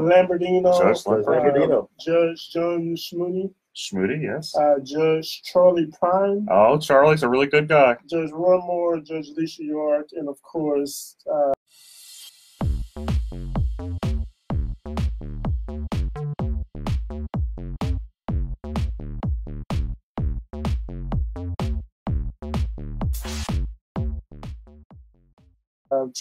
Trustee Dick. Yeah. Judge Bryan he's another really great guy. You mentioned a few of them. Judge Schmoody, John Schmoody, he's another. That was an interesting race, and I can talk all about that. Where you had an incumbent that just pushed this policy where if you didn't take a parenting class, you didn't get custody or even visitation. It was just insane, just bad. I mean, you don't want that person in any party. But I'm glad to see that you have that John Schmoody's involved. That of course Charlie Prime is one of the nicest people around. You got good people pushing this, which it's the right thing to do. It's the right thing to do. It is absolutely the right thing to do, and more people need to be trying to help others. And I want one last thing. I want to make mention that last year was pretty special because obviously with Hurricane Harvey, we actually had to reschedule. As you remember, we actually had to reschedule the back to school event for the following weekend just because that weekend, the fourth Sunday, which would have been around the 27th of August of last year, people were stuck in their homes. People didn't have power. People didn't have proper communication. So we were forced to reschedule the back to school event. And we reached out to our sponsors, Eric Dick and Judge Dean, and we let them know, hey, you know what? I know this is a back to school giveaway, but we need to add some clothes and some food. And our sponsors last year stepped it up, and we were able to give out clothes, food, and other toiletries to the community. And so we're happy that this year we're not needed to give out additional clothes and food. But you won't turn them away if somebody brings some clothes up there and they have a lot. I mean, because kids do a lot, especially in ISD. A lot of them need the uniforms. Oh, absolutely. And it's still people are still displaced a year later. So with this in mind, Harvey going back to school today is also, and there's also some other stuff going on today. You got a bond proposal. Today's the last day. It's election day for to add some more debt, and and there's a lot of confusion on this bond issue too because when first we had the county judge. Specifically say he wanted this special election because he didn't want to have to campaign for himself and the bond in November. So he asked the governor to set this in August. And the governor's response was, you already have the money coming and it's now, so I don't know why you really need this, but I'll go ahead and set it for you anyways. So when the governor says that, Eric, Phillip, do we need this $2.5 billion additional when the governor already says it's coming? I don't. But the thing that I like about it is, in all fairness to Judge Emmett and his team, I know Owens and a few other people down there, they've done a good job, in my opinion. And obviously, you have up until about 7 p.m. today to go vote.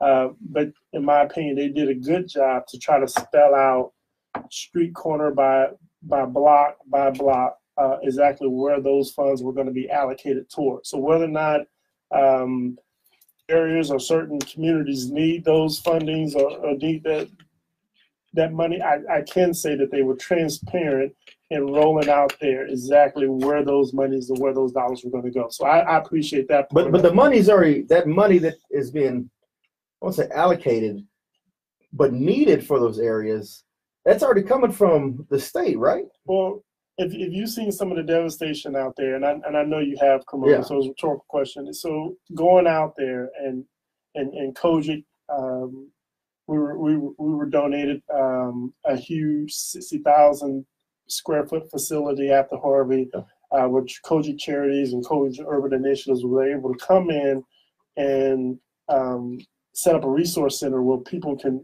come get goods and other services. And we took it with Bishop Macklin and Bishop Blake and Bishop Bryant. We took a tour around certain areas. And if you were to see some of those areas and some of the devastation, and it wasn't just poor African American and Hispanic Everywhere. communities, it was everywhere. And if you were to see some of those areas, I guarantee it, from my perspective, you can't give enough money to one, to help those people be restored, and two, to try to prevent this from happening again. And also you have everyone all along Barker Dam that flooded. And Absolutely. It's just a big And none of that mess. money touches that area as a project, though, right? So That's the county. Maybe Yeah. we'll talk more about that soon. Thank you guys for tuning in, and we're going to take another little break. I've got Phil Paul Bryant as a guest. This is Eric Dick, and Chris Carmona's playing Wingman. Thank you, guys. Wingman, come on.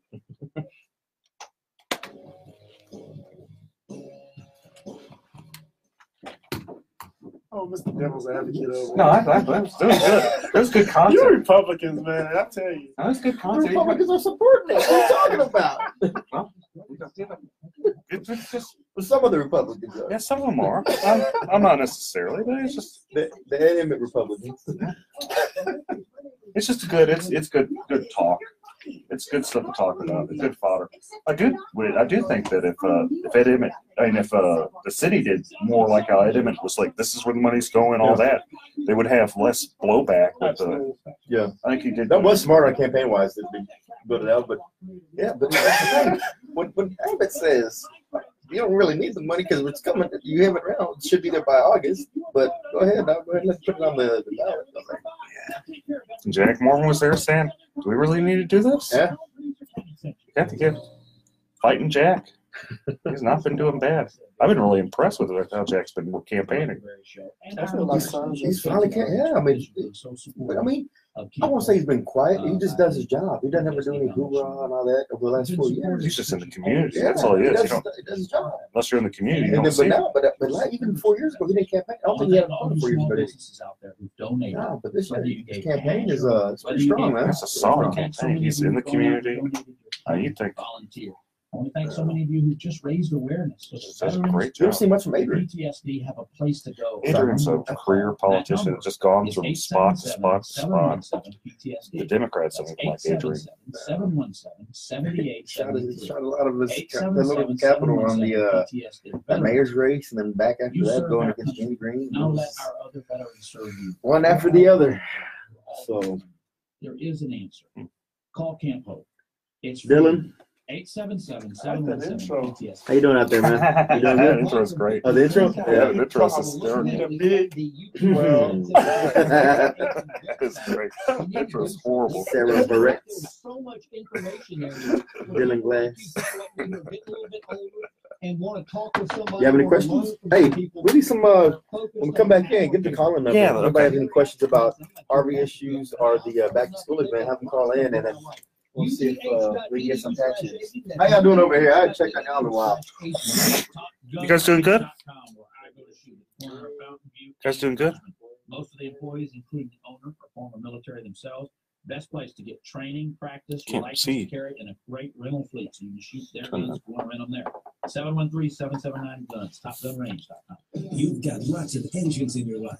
When, Cars, yard equipment, ATVs, motorcycles, watercraft, you name it. And they all use fuel and oil. These same fluids that make your engine run also create deposits that reduce performance and tax mileage. Gun Out Multi-System Tune-Up removes these gummy carbon deposits and stabilizes fuel and oil, helping restore performance and fuel economy. Get a can today. Philip, we're talking about your book. I was actually going to spin that over to Philip Paul Books Library. Where can they buy this book that Philip speaks of? That's right. Oh, you can't get there by bus? You need to buy a new car? Philip Paul Bryant's car. Used cars. It's too much. You can't handle it. You can't wake up in the morning. You need some coffee. Go to Football's Coffee House. That's right. 30 seconds. All right. Okay. Yeah. 15 minutes could save you 15% or more. From around town. The city of Houston to overcome our obstacles and our hurdles. That's funny though. The world is talking about it. New York. Remember to hit your on button going back in. Ride home with Joe Pags. Lots going on, lots more to get to. Monday evening at 6 on KPRC 950.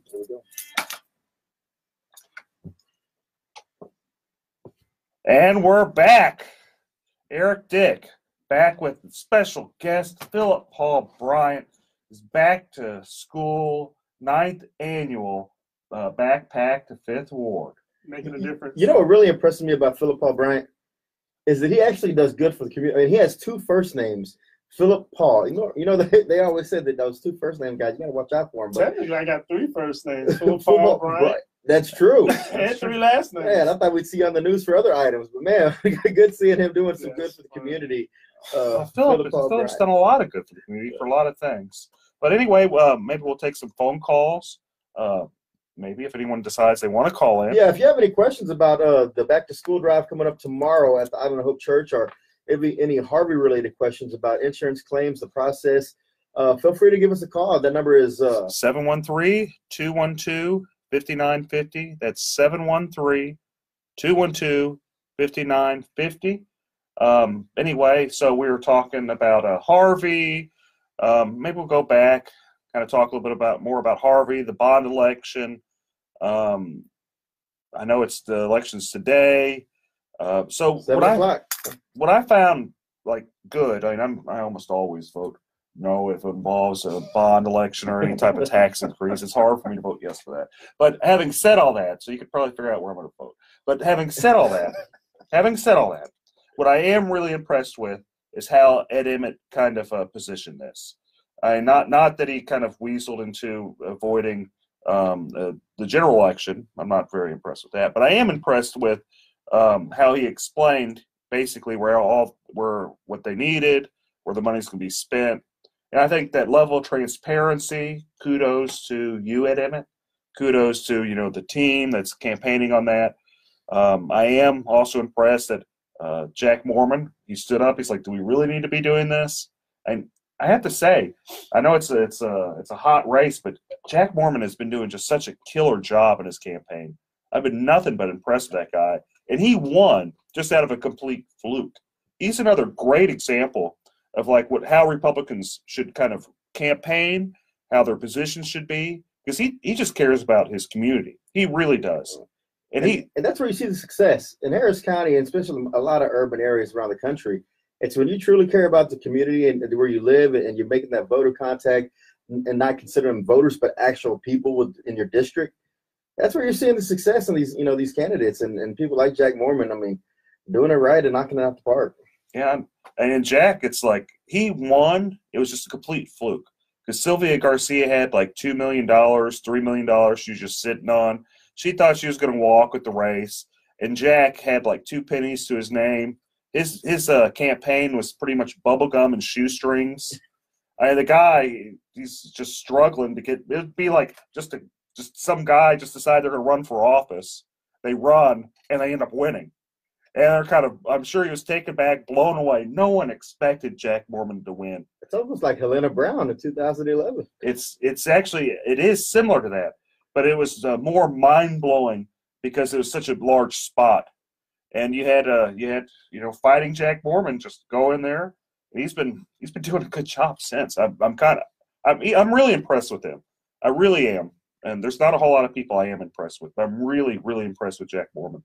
Speaking of being impressed, again, tomorrow, the 9th annual Island of Hope Backpack to 5th Ward back to school drive. Philip Paul Bryant has been doing that impressively for the last 9 years, and having the big support from Eric Dick and Judge Sherry Dean and Judge Warren Moore, and then now a host of other judges have jumped into the fray, family law judges, and it's going to be a huge event tomorrow, so make sure y'all come by and check that out. That's from 12 to 2:30. 12 to 2:30. Now, other than the backpacks, what else are you going to have there, Philip? We're gonna have school supplies, man. We're gonna have everything that they need as far as starting school. And I know some kids have already started school. I believe HISD starts on Monday, and so and I encourage parents, if you don't have any kids or your kids are grown, come on out, volunteer, because you can make a difference just by encouraging a kid stay in school, get good grades, and just let them see some positive role models. You're familiar with the area, Fifth Ward. There's a lot of questionable stuff going on around there, so to see some positive influences. We got a liquor store about 3 blocks away where every day when kids walk home from school, they'll see behind a liquor store just a crowd of people just drinking and hanging out. And so to push on them some positiveness, some you can do it. It'll go a long way. So you never know exactly what's going on in the home. And so just to be that unbiased voice of saying, hey, you can do this. I think you're going to be great. What do you think about being a doctor? What do you think about being an attorney? What do you think about running for office one day?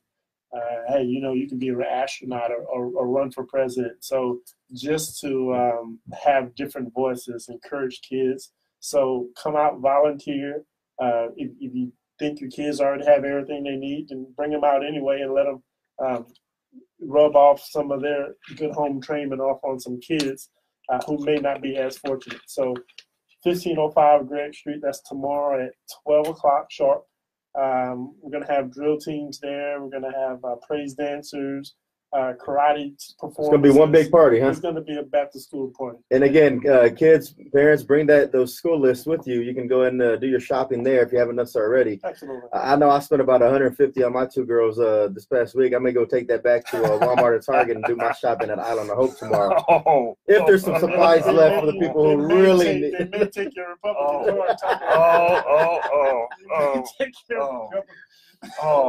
hey, you said you had plenty. Okay, guys. Okay.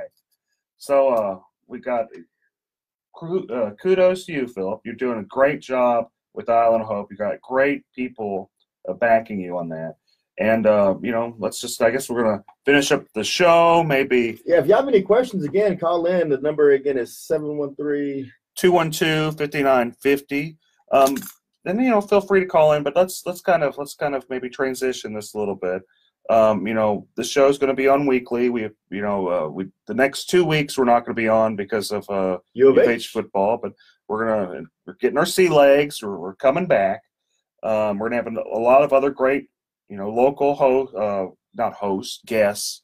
I'm going to be the host. I'm hoping I'm going to be the host unless someone comes and takes my name from me, which, who knows what's going to happen. You never know. Never know. Some dick try to take your name. Yeah, no, everyone tries. Everyone does different things for different reasons. Okay, so anyway, so back to maybe let's talk about Harvey a little bit. Yeah, I mean, and we can't talk about that enough, especially this weekend. Again, it's the 1-year anniversary.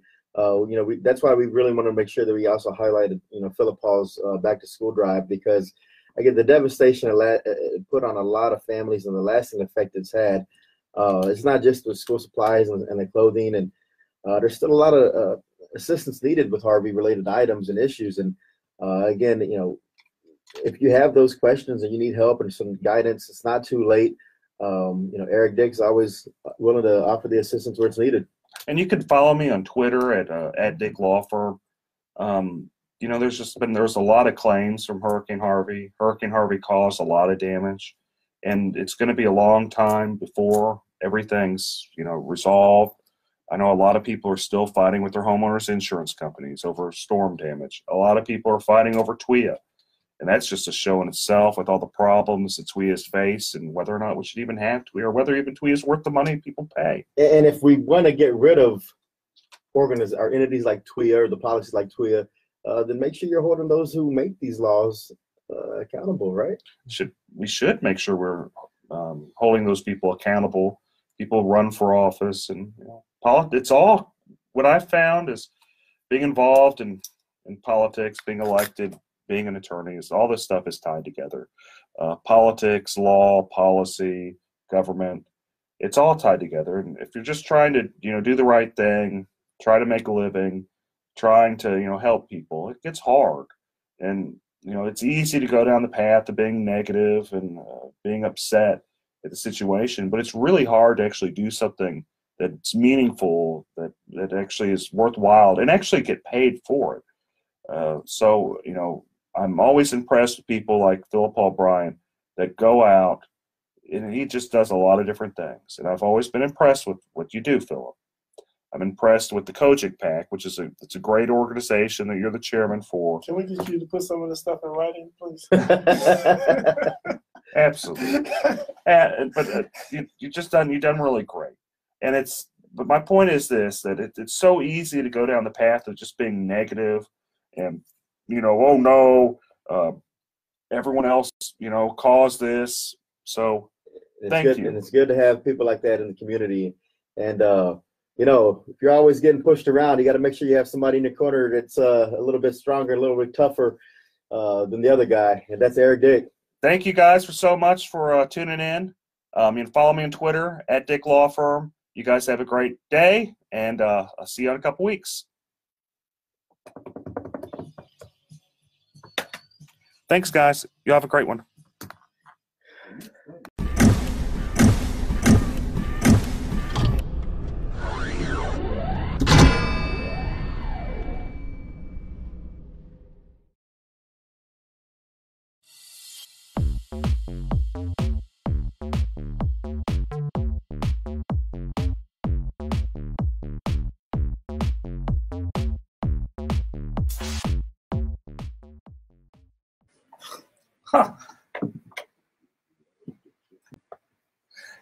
Y'all heard that?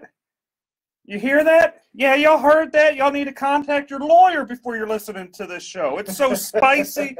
We got so much juice going on today. You better just pull over, call your lawyer right now, and ask him.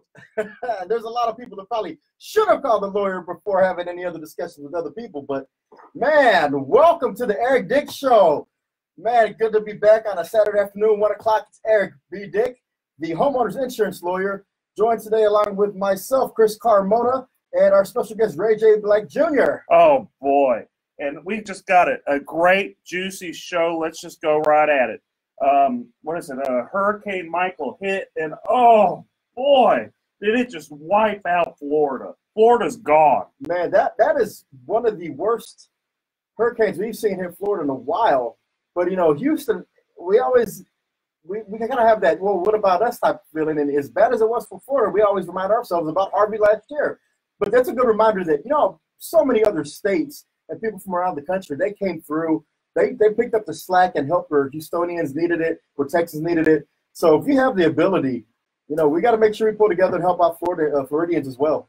You're right, man. The worst thing that could happen, you spend few $1 million in a house, and those houses down Pensacola, they're just beautiful, and it just gets wiped out. I hope their insurance companies treat them right, which they probably aren't. But I hope I'm going to be optimistic for a moment. I'm hoping they're going to do the right thing. Eric, do you think they're actually going to do the right thing? No. How long have you been practicing insurance law? 10 years. And you've been fighting for the homeowners for over 10 years, right? I have. Yes, and out of that 10 years, how many times have the insurance companies done the right thing when it comes to covering these types of losses?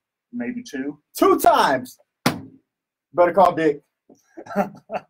Okay. So we know Hurricane Michael hit, but we got a lot of other hurricanes brewing in local politics. Man, which one do you want to start with? The firefighters versus the mayor? I think we need to talk about the firefighters versus the mayor. We got to bring our probate judge in on this to get his opinion. Yeah, because you know what? That is an important thing. Our special guest today is attorney Ray J.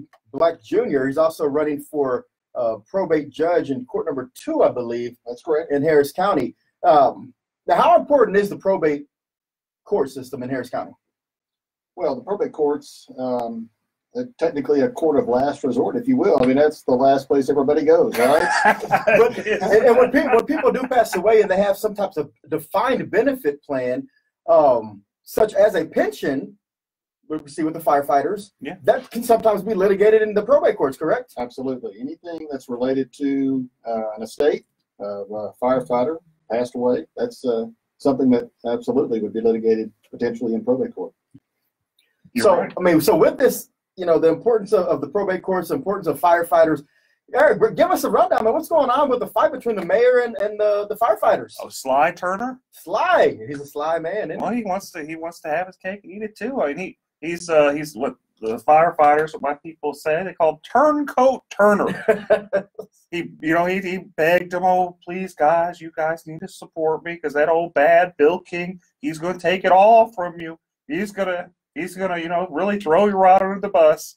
And lo and behold, the first chance old Sly got, he just threw those poor firefighters under the bus. You know, he thinks that making $27,000 is just fine. Now, from what we know, is Houston is not on par with the rest of the major metropolitan cities across the country in terms of firefighter pay, are they? Not even close. Just starting off, you make $27,000 being a firefighter, and I mentioned that because if I ever stroke out, right, which I'm hoping I don't stroke out, don't want to stroke out, hoping I don't stroke out. Prayers for Eric. But if I do, I hope the firefighters, they aren't too busy working their spare jobs, falling asleep for working their spare jobs, so they can actually, I want them to be able to be, make an honest living and be able to take care of people. So whenever they're stroking out, they can actually go help them. Isn't that a novel idea? It is. I mean, I think all of Houston heroes should be adequately compensated. Mr. Black, what do you think? Well, unfortunately, what I've seen and just going out and about campaigning is this issue has pitted the police officers against the firefighters, which is unfortunate because they both serve our public at large, and we need both adequately equipped and adequately compensated. And so it's unfortunate that you've got this issue, and I've seen statistics like you've mentioned, Chris, where our firefighters don't compare well with other metropolitan areas, and I don't know what the answer is, but it's unfortunate that it's turned out the way it is, where the two groups are at each other and on an issue that you would think would be something everybody could come together on. They should. Whenever I ran for mayor, and most, I took the playbook from Rob Mossbacker.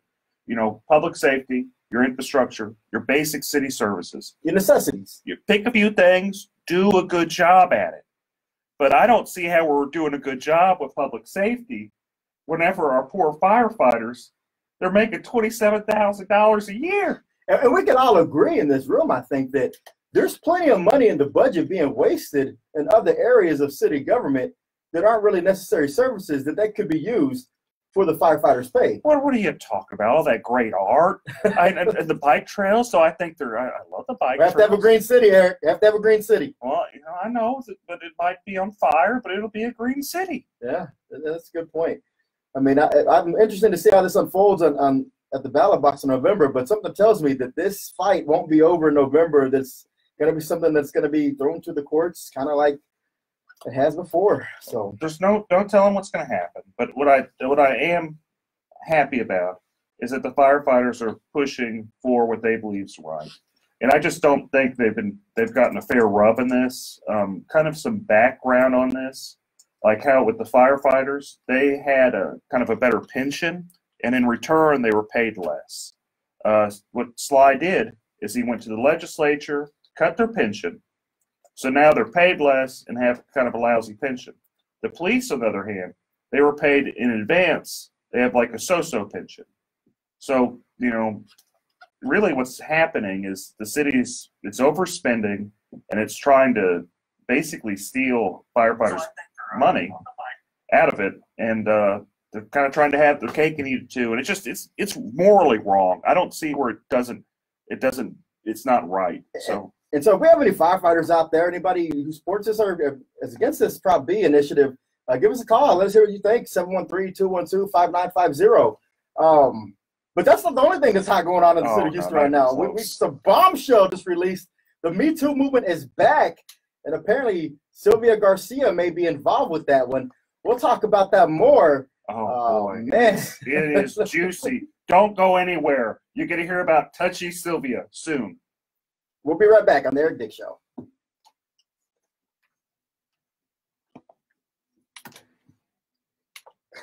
You like that, Touchy Sylvia? Lord have mercy. I don't know. I like it. We'll go with it. Don't be rash. When you do Don't that. be rash. Oh, No, I try not to be rash. I want to know where it was going before the clerk or the other lady interrupted and unlocked the door. Just the visual that I got. Yeah. That just was not pleasant. It's not. Hey, I got 2 girls, and I'm sitting there going, "Dang gum!" I hear this. They're getting touched here by men, getting touched by women. What the heck? Yeah. I mean, your girls are older than mine, Chris. And now I got to tell them to watch out for both. Watch out, man! I've been overprotective on these. Side. I didn't think that would happen. I didn't think you'd be running around. Oh, you want to see my rash? Well, I'm not a doctor. Well, you want to be my doctor today? Oh man, that's crazy, man. Oh, how about the stuff with Jolanda, like HISD? Yeah, hey, I got that. We'll finish the Garcia stuff, then move on to the HISD stuff. We gotta get both Garcias. So I don't the Jolanda stuff. Oh, so HISD removed the interim superintendent this past week, and they said it was all just right down race lines, blacks on one side, Hispanics on the other side, and they put back in Abe Savada, and I guess he was removed a long time ago. He's a former superintendent, and Jolanda's like, it's all about race. I'm shocked because it's all a bunch of Democrats. Yeah. So are they saying the Democrats are racist? Yeah, so that's how we got to talk about it. That seemed very good. Dude, I think it's this Democrat momentum, our alleged momentum, it's just crumbling, man. I think the Republicans may sweep now. I was a little. I hope you're right. I think it was a little iffy before. I was getting pulled under this morning that were still sketchy. It's not in the clear. We gotta talk about Emmett too. Emmett's move, which is Emmett's with the we'll tie that in with the HIC about the Denver Cubs and then going Emmett. Yeah, and they go with Emmett. I see Emmett's play.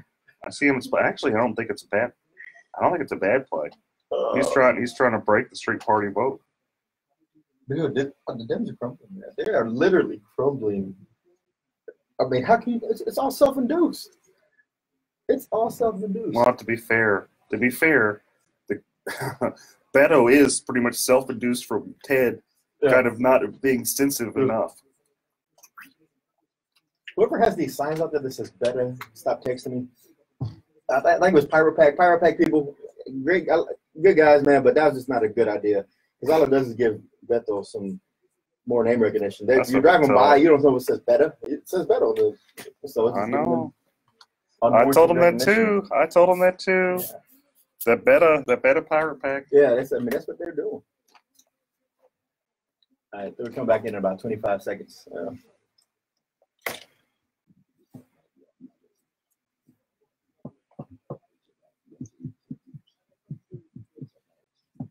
Yes, Roseanne, you know what I'm talking about.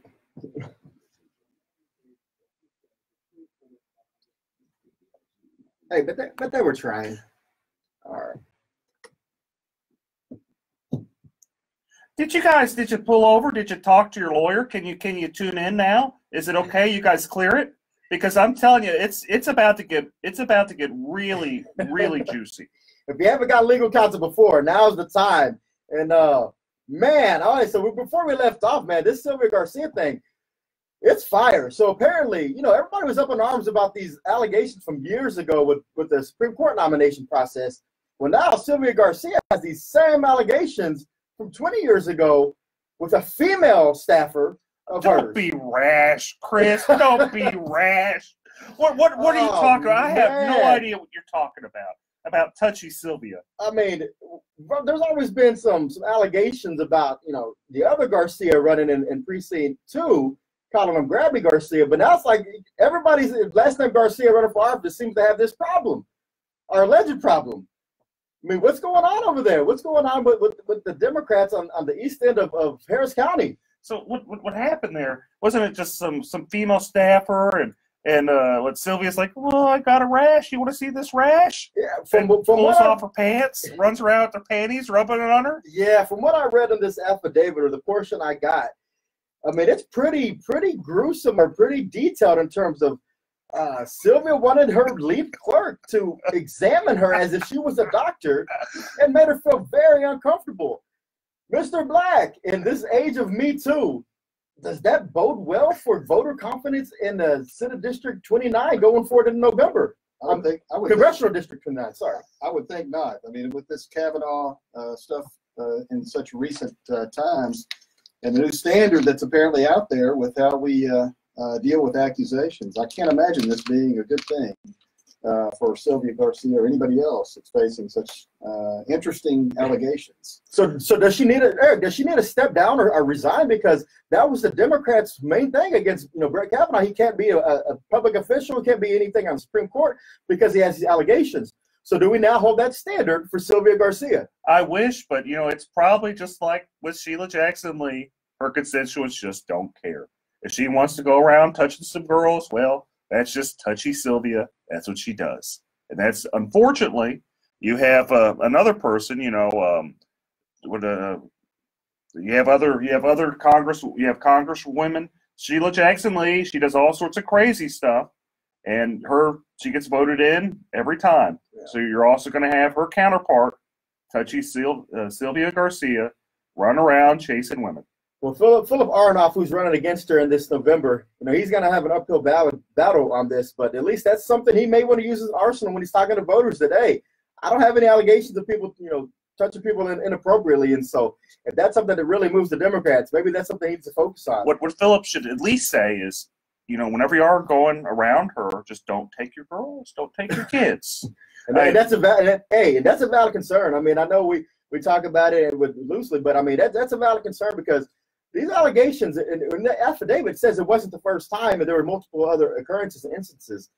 So the Dems are going to have a problem with that going forward. What else is interesting about Sylvia Garcia's race is that it's set up where a potential Republican could take that spot next year and during the special election. So Sylvia Garcia is just she's ran for office so many times it makes everyone in this room just look bad, and because we have not been nearly as active in running and losing elected offices as Sylvia Garcia has. Yeah. County commissioner.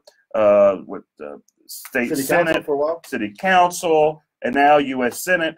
No, not U.S. Senate, U.S. House. Thank the Lord she's not running for U.S. Senate. Not yet. Give her a minute. I mean, that's just one, internal debate, internal conflict they're going to have. The Dems are going to have this November.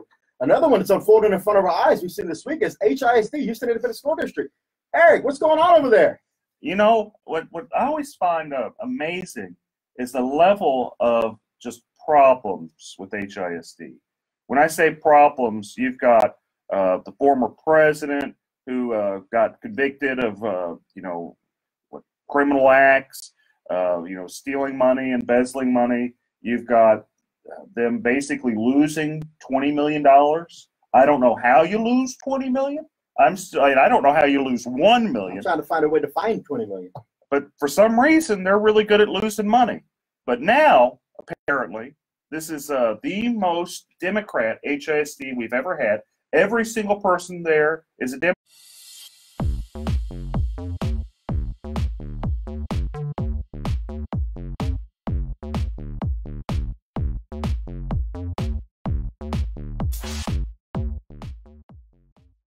I don't even know if there's a man there. I think it's all female Democrats. Well, Sergio Lira just got elected to replace Manny Rodriguez in that special election last year. So you do have him on there. So you have one man. I think that everyone else is a woman. And you have what you have going Lunsford on there, right? No, Lunsford's not on there. Lunsford was there. Okay, that's right. Lunsford's out. It's all Democrat women, save and except that one guy. That's true. And you have basically allegations and a movement that there's a lot of racism happening from the trustees. So my question is, because, Republicans always get bummed with, you're racist this, you're racist that. Well, hot dog, they're actually literally saying racism, and it's going on in HISD. It's all Democrats. Yeah, we just got confirmation. There's only one man on the HISD board at this time. And you bring up a good point, though. So from what I understand, the argument was this week is HISD is 70% Hispanic in terms of student population. And apparently there was conflict in terms of the allegations from, at least from Jolanda Jones, was that the non-black board members said they wanted better representation from the superintendent that reflected the body of the students. And so there was a vote to remove the interim superintendent. Wasn't a permanent, but an interim superintendent, because we're still trying to find a replacement from Carranza when he left up to New York. And so Grenita Lathan was a black female, and they removed her as the interim and put her back into a regular position. And they're saying if the vote was straight down, the black board members on one side, non-black board members on the other side. Is there race division going on at HISD? And with the Democrat HISD board, does that help or hurt Republicans or Democrats in this November election? I think it just hurts. It hurts the students. Those are the people that have been completely taken advantage of the whole way through. What do you think, Ray? Well, the issues clearly impede what the board is there to do, which is govern for the sake of the students. And this HISD has had a history of poor governance because of issues like this that take apparently precedence over what they're elected to do. And I think it sounds like, regardless of the makeup of the board politically, it sounds like if you view every problem as a nail, every solution is the hammer, and that's what they do, regardless of who's there. And the students, as Eric said, are the ones that lose out. Yeah, and that brings me to a point, because there's always been some underlings and some undertones of we need to get rid of the Harris County Department of Education because it serves no purpose. Doesn't? But when you see HISD in such disarray, couldn't you make the argument that the Harris County Department of Education can actually be the hero in these types of incidents? And they can. Is there a role? Eric, you're a trustee on the board. Is there a role that the Department of Ed could be playing in this scenario? I'm actually the vice president there too, and before I understood what the Department of Education was, I jumped up and down and said we should get rid of it because I thought it was just a wasteful government entity. I thought it was redundant to HISD, and as I've looked at it, kind of looked more in detail on it, anything that kind of takes away from HISD is a good thing. Because there's no saving HISD. I have actually changed my opinion that we need to abolish HISD and break it up. It is just so insane. The shenanigans never end. For the last 6 years I've been paying attention to HISD. It's just problem after problem after problem. So I think the best role like a Department of Education could have is, go back to its original purpose. If there's problem with the, local school ISDs, break them up, separate them out. That's what I think would be the best role for, the Department of Education. Absent that, trying to, do what it can to, not be exceptionally wasteful, which is easy. Yeah. All the department has to not do is take a bunch of money and get some gas and just set it on fire. As long as they don't do that, we're good. Because the Department of Education actually runs at a surplus. They're never over budget. They actually are probably the most efficient countywide government organization. Is that correct to say? That actually is. It's true. We are $30 million in the black. Usually these government agencies involving education are in the red, but we're $30 million in the black, $100 million budget a year. We do a decent job. I'm not going to give it an A. I'd give it like a B minus, C plus. It has room for improvement. But what it's not doing is taking money and just throwing it away like HISD. Yeah, and that's the problem with HISD, man. Is just watching that this week and seeing how, again, that racial divide, how these students are going to be the ones affected. They're going to start having that tension. I don't want to see a black versus Hispanic rivalry start in the city of Houston. And I don't want that going, started in HISD, in the schools or on the board. But I'm sure it's going to, we say political affiliation doesn't matter, but they're all Democrats and they're going to start turning on each other. There's going to be a lot of people who start saying, don't vote for Democrats, don't vote here, don't vote there. And so there's going to be a lot of party switching or party lines being drawn. And we'll talk about some other star-studded county officials who are also going to say jump over party lines when we come back. Don't go anywhere. Eric Dick Show. We're just warming up, folks. You better talk with your lawyer.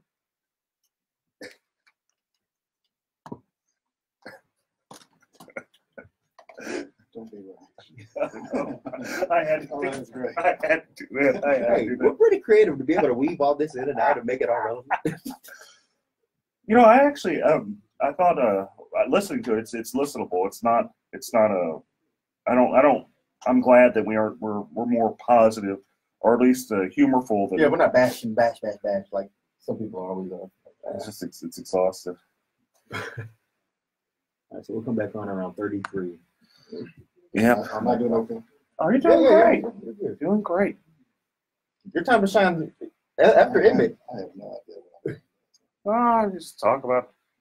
We just go over the basics about what's a good judge, what's a bad judge. Yeah, Ex-party communication, bad. Yeah.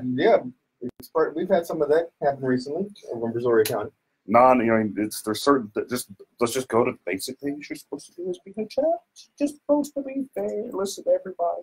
And this is one of the most sensitive times of their life. Well, actually, not in their life, but in the beneficiaries' lives. And it's a stressful time. It actually can be nastier than family law because people get weird around money. There's a whole lot. Yeah, the problem. I mean, that's like law. You're fighting with your mind, but you're fighting with somebody else's mind. Yeah, and it's probate's the dirtiest of all of them. They really are. It is the dirtiest of all. It's some. If I wasn't doing insurance law, probably law is pretty dang entertaining. Yeah.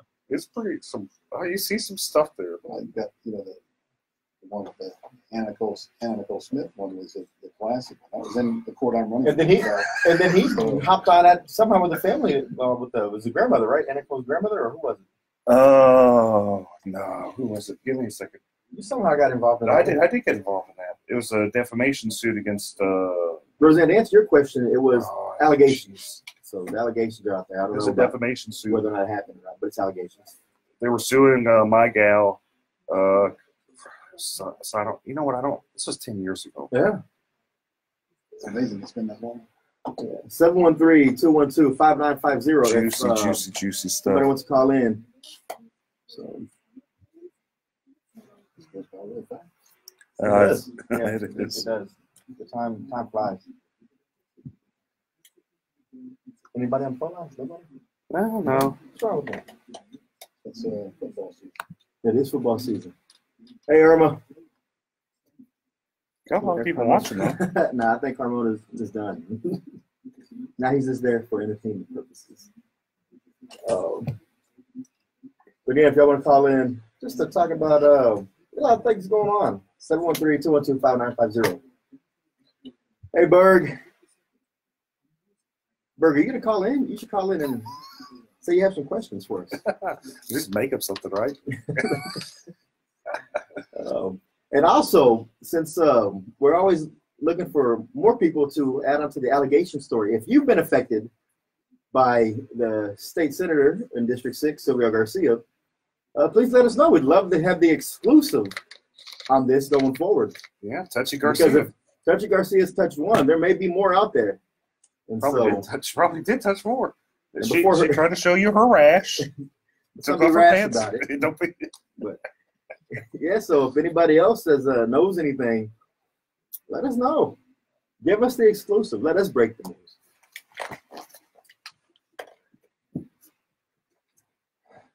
Man, Chris, I got this really bad rash on my leg, and I don't know. You want to see it? No, you know who doesn't need to see it though is your lead clerk if you had one. Okay, guys, we're back. All right. Oh boy. So what happened this week was just giant with Ed Emmett. Old hunker down. He said that. Well, one, he got the Chronicles endorsement. He got the Chronicles endorsement. I was shocked. He was excited. Oh, I was shocked. Who would have thought that the Chronicle would endorse old hunker down? Doesn't he live over at the Astrodome? Isn't that where he lives now? I think he has a personal suite being built underneath. So when we have the next hurricane, he can hunker down in his personal private villa. I mean, he loves that Astrodome. So anyway, who doesn't he love? Oh, he doesn't love Lieutenant Dan. He doesn't love Dan Patrick, apparently. Man, in a bombshell announcement this week, Ed Emmett, the Harris County judge, has publicly stated he didn't just say he was not going to vote for the Republican nominee for lieutenant governor. He went out and made sure he stated, I am going to vote for the Democrat, Mike Collier. That's huge. How does that affect Republicans down ballot? As someone who's on the ballot in November, Ray J. Black Jr., how does that affect you and the rest of your brethren running for judge this November that the county judge has come out and said, break up the ticket and cross party lines? Well, since this is the last year we're going to have straight party voting here in Harris County, it's important, I think, at least for Republican judges, that we get as many straight party voters as we can. I know that Judge Emmett does great work for the county, always has, and is very popular, but he's also not one to shy away from supporting Democrats and Republicans both. So I guess it remains to be seen whether those comments and the Chronicle's endorsement are going to have any adverse effect on the Republicans, but I certainly hope it does not. Do you remember Lloyd Oliver? I do remember Lloyd Oliver. You remember what Lloyd Oliver said that got him kicked off the ballot? He was supporting the Republican nominee. Yeah, he was. So my question is, Lloyd Oliver, Democrat for DA, he said, I think he said basically he was going to support. I don't even think he said he was going to vote for. He just said he'd prefer like some type of Republican over Democrat. And lo and behold, the Democrats are so outraged by Lloyd Oliver. The Tea Party Democrat, as he called himself. They were so upset about that Tea Party Democrat, they kicked him off the ballot. Will that happen here? Well, I think it's too late there because that was in the primary situations. I don't think they're going to kick him off the ballot, but I understand Emmett's position because he's a very strong candidate countywide. And he doesn't really necessarily need every single Democrat to win or every single Republican to win because he does have enough crossover appeal. But was it necessary in this instance to take that last jab? Because everybody's saying this is Emmett's last tenure or last term once he wins. Was it necessary or was that just a potting shot to go as he leaves his last election? So if you're looking at it strategically, it could be necessary because you have like this overtone of Beto and him pushing for Harris County and likely to win Harris County. The question should become, how much does Beto win Harris County by? Does he win it by 10, 15% like Hillary did 2 years ago? Or does he just barely win it or even hypothetically lose it like with like Ted Cruz, his election 6 years ago, where Ted Cruz just squeaked Harris County? He did. And that's the thing. With the county so competitive, I'm shocked. I am truly shocked that the Harris County Republican Party chairman would not have that discussion with Ed Emmett prior to making such a bold statement. But am I shocked that he didn't? I'm probably lying if I say I'm shocked. Well, let's kind of go into that. Just a minute. This is a good thing to kind of. I'll let y'all talk about that one. Let me veer off just for a minute on this because you got, if I remember right, the financial chair of the Republican Party, who also is very influential in an organization, and that organization endorses Democrats. So you have that kind of tying on. The HRBC, who endorsed Democrats over Republicans, though it did primarily endorse Republicans, it's an alleged Republican organization that does support Democrats.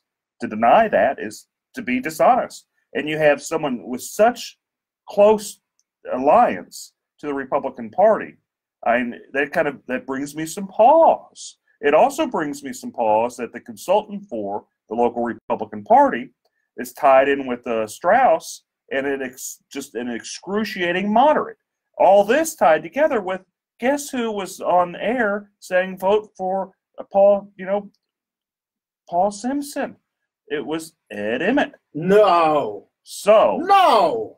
I don't know. Don't say it ain't so. Oh, so you see all this stuff going on, all this, loosey-goosey Republican, winking, playing footsies with Democrats. you wonder, is this like an inside job to sabotage in some certain races? I don't know.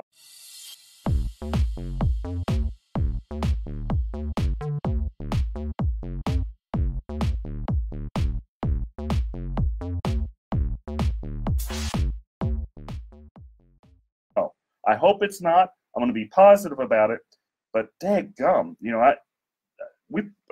there's a lot there. And that's the thing. The party is giving full resources to Ed Emmett and the likes like Sarah Davis, who's very in a competitive district herself. And there's always that preach about big tent.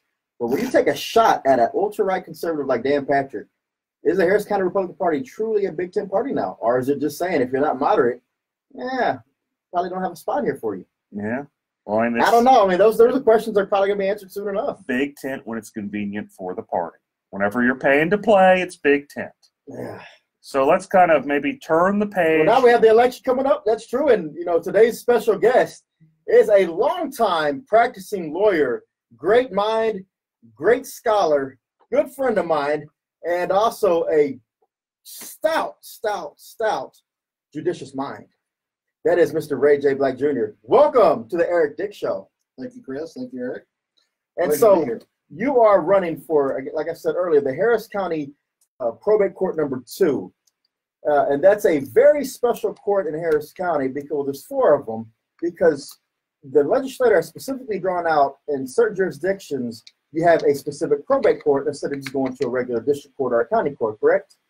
Correct, and they primarily sit in the major metropolitan areas here in Texas. There's an exception to that, but in Harris County, as you said, we have 4 statutory probate courts. They're specialized courts, and they're courts of original jurisdiction for probate cases, guardianship cases, fiduciary litigation, and elder law and mental health issues.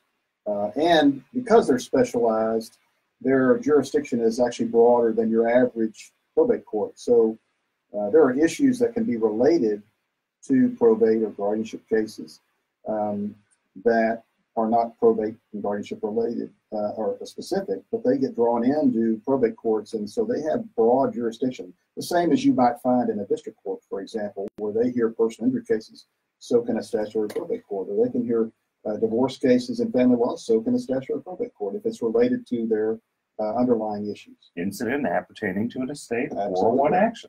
And so one of those would be if, for example, if there's a wrongful death action, if it's there in probate, during the probate period, and someone in the family files a wrongful death, would that go to the probate court or would that go to the district court?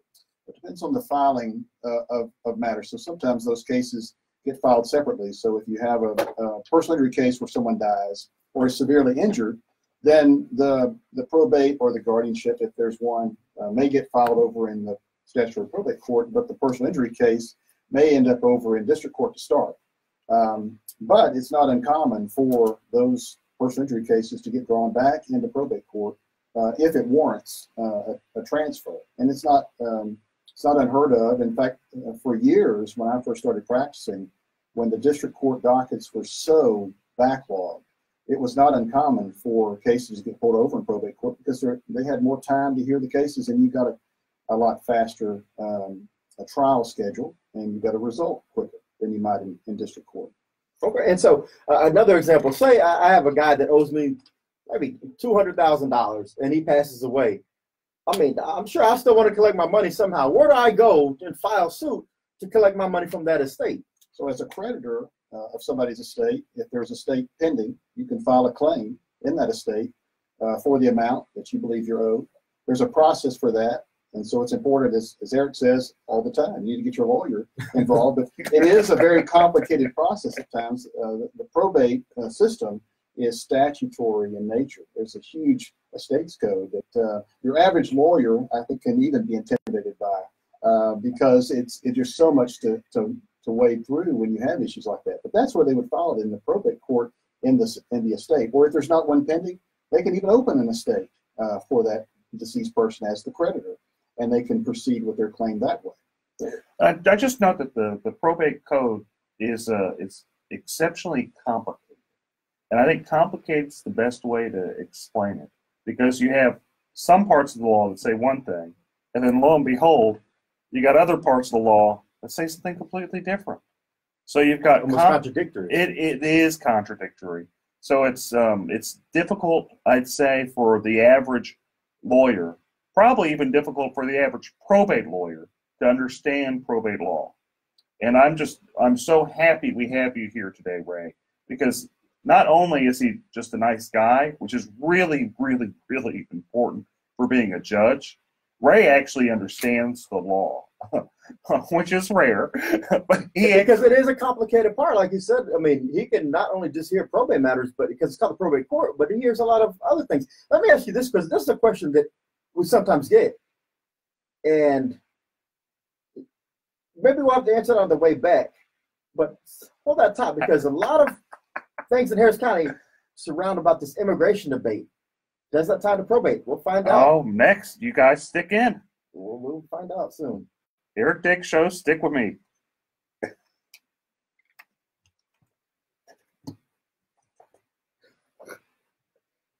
So what is the question? Oh, yeah. Okay, so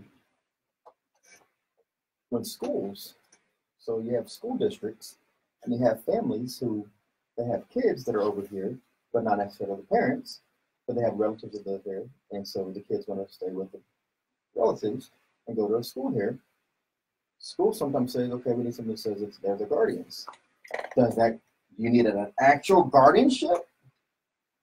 Or do you just have to have a power of attorney over the body, or the person, not the estate? Gotcha. No, the answer. With the parents back in whatever country, does it go? That's so. Because I get that question a lot. We got a phone call from Buck Humble. He wants to talk about touchy Adri Garcia. Yeah. Grabby Garcia. Grabby Garcia. Oh. Okay, so we have a call that he wants to talk about Adrian Garcia, and his name is Buck Buchanan. Buck Buchanan. We know Buck Buchanan. I'll talk about Grabby I Garcia. figured you must. Buck has I have a picture of Buck taking my son. The name of the show is The Eric Dick Show. It's on KPRC AM 950 right there. So, and then Eric, right here.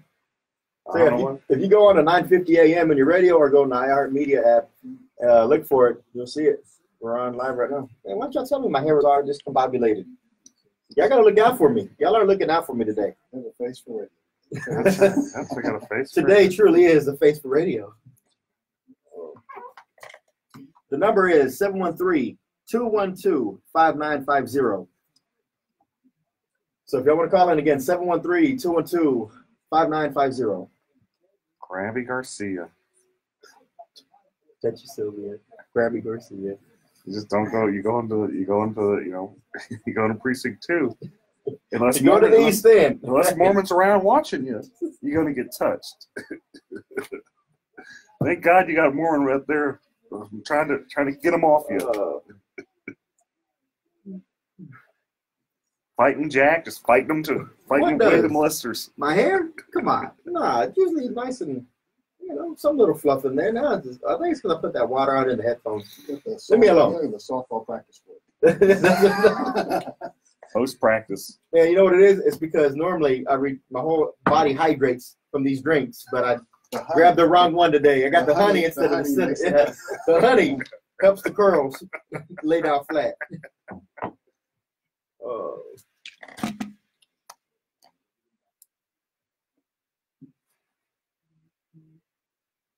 Okay. Yeah. 10 seconds. So Buck comes on. There you go. All right, folks, we're back for the final segment of the Eric Dick Show, and I hear someone's calling and want to talk about Grabby Garcia. You better watch out if you're in the East End. You better watch out. You got 2 elected officials that got some slippery hands. Gonna touch you. You there, Buck? Hey, man, what's going on? Welcome to the Eric Dick Show. Please.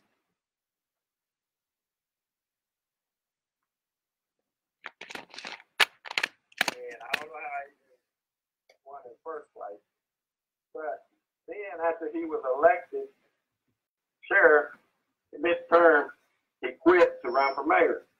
Adrian Garcia was an HPD officer, city councilman. Then he ran for sheriff, and he wasn't running for the people. He was running for himself. And then he ran for congressman and lost. Well, he ran for mayor and then lost. And then he ran for congressman. Now he's running against Commissioner Mormon. Mm-hmm. And I don't live in Commissioner Mormon's district. But how does Adrian Garcia get elected like that when he stays nowhere? Do y'all have any answer for that? The sheeple. The people on the East End, they know Adrian Garcia, but you always get elected. And I was just wondering if Republicans could be helping Adrian get in there. There are a sliver of Republicans that do support him. People like Jacob Motti, which I kind of wonder why he feels the need to support Adrian Garcia. But, you know, on the other hand, you have fighting Jack Mormon, who he has a lot of bipartisan support. Jack he's a good guy. He's the real deal. He really is just a people's person. It's kind of shocked me whenever I first met him and how so there's a tie in here. You got Touchy Sylvia, who got arrogant being a county commissioner. She had $2 million in the bank and just did nothing, figured that she was gonna be a county commissioner, get all of her secretaries to sit in her lap. It was gonna be a good time. But, while she was too busy, I guess, doing what she was doing, fighting Jack Mormon got in there and he won. He won by doing the basic things, going door to door, letting everybody know that it was time for a change. He's going to do a good job. And the guy he really has done a good job.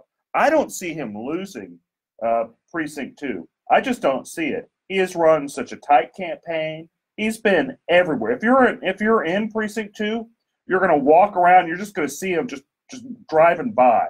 That guy is everywhere in Precinct 2. And if there's just like a bike show, you're going to see him there. He's everywhere. And so, but to answer your question, I mean, Adrian, got elected in, I think it was 2008, first as sheriff. It was against Tommy Thomas. Against Tommy Thomas, and you got to keep in mind at that time there was some internal issues going on with the Thomas campaign and the administration, and so that's how Adrian was able to get the confidence of the county people. But thanks for the call, Buck. Let's move on to Jim. You there, Jim? Hey, Jim. Did we lose Jim? I don't know. You there, Jim? Yes, sir. What's going down? Welcome to the Eric Dick Show. I love y'all's and I continuously support. And I just had a quick question in regards to the law career. Chris Carmona is actually a Facebook friend, and I heard about it through his promotions on his Facebook Live right now. So what's up, Chris? Thank you. What's going on, Jim? Hey, man, I'm on 1L year at Texas Southern University, Thurgood Marshall School of Law, and I just wanted to ask some advice in regards to pursuing my career as an attorney. Is there any advice that you might have before I finish and I graduate as far as positioning myself in a way where I can, maximize my opportunities? I definitely want to make sure I preserve my energy. Absolutely. Network. You want to build your network. That's the best thing you do. I know a lot of people are going to focus on getting good grades, make sure you're at the top of your class. And that's important to make sure you pass, but your network is going to be the thing that makes you successful. And another thing, get politically involved, because law and politics go hand in hand. And one way or the other, you're always going to be involved somehow. And the more you know, the more people you know, it's going to enhance your network. But it's also going to give you brighter minds to surround yourself with. And it's going to surround yourself with people who actually make decisions once they get elected on the bench. You'll have that opportunity to know their mindset because you converse with them, you hang around with them, and you network with them. So build your network. Also,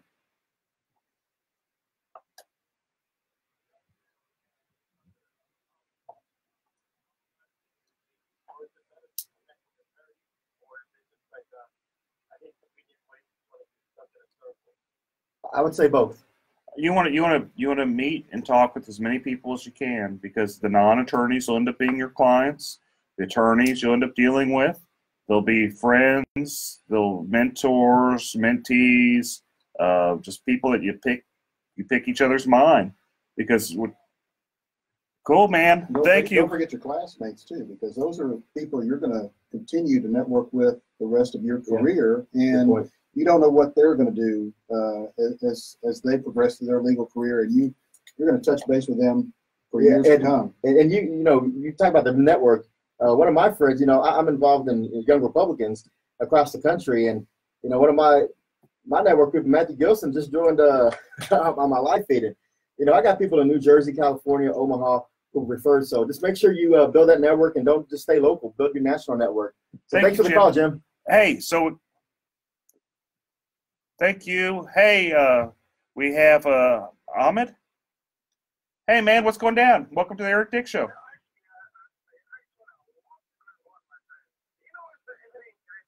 And exciting when we talk about politics in America. That's why I'm personally writing a book, which is not done yet, going to be Immigrant for America. I ran for county commissioner, I ran for county judge, I ran for youth Congress, I ran Republican, Democrat, Independent, in Kansas, and I'm here. But you know what? I love America. Last election in year 16, I was the Democratic nominee for county judge.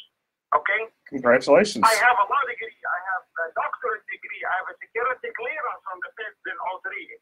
Wow. I'm highly educated. I'm a businessman. And guess what? Because the name Hassan always can beat me in the primary. And that's why I keep running. Because the people, they need to change their image. They love you as a lawyer, as a businessman, as a doctor, as whatever. But when it comes to election, they do not vote for a name, which is sad, because we all immigrants, but people don't realize that.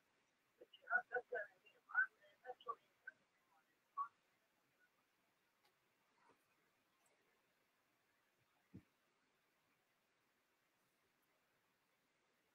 All right, thanks for the call, man. Thank you. We'll keep that in mind going forward. We have to make sure we just look past names, and we appreciate the call. We really do, man. And sometimes, thank you so much. And we're sorry, we're running out of time.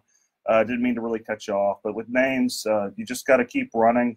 I have an odd last name. Some people consider it a lot of different. There are a lot of different people have different opinions on it. Yeah. And so, again, one last question in terms of probate. While we have Ray Black here, does immigration in any way play a role in the probate court, especially in Harris County? There's always that the issue of immigration that pops up one way or the other. Does that play a role in the probate courts? And if people are parents from another country want to send their kids to Harris County to live with a relative, do they need to go through the probate process for that? Well, it depends. If the school district, which oftentimes needs someone with some legal authority to speak and make decisions on behalf of the child who may be here, you may actually have them ask that a guardian get appointed for the minor to have some legal authority to make decisions for them. And if that's true, then of course the probate courts are the place to go. That's where we do guardianships, and we do them for everybody who is fitting in the statute as someone who's, as they claim, incapacitated. But being a minor is part of the definition of being incapacitated. So they fit into the system. And as needed, we take care of those minors. It's not uncommon. It doesn't have to just be with the school district.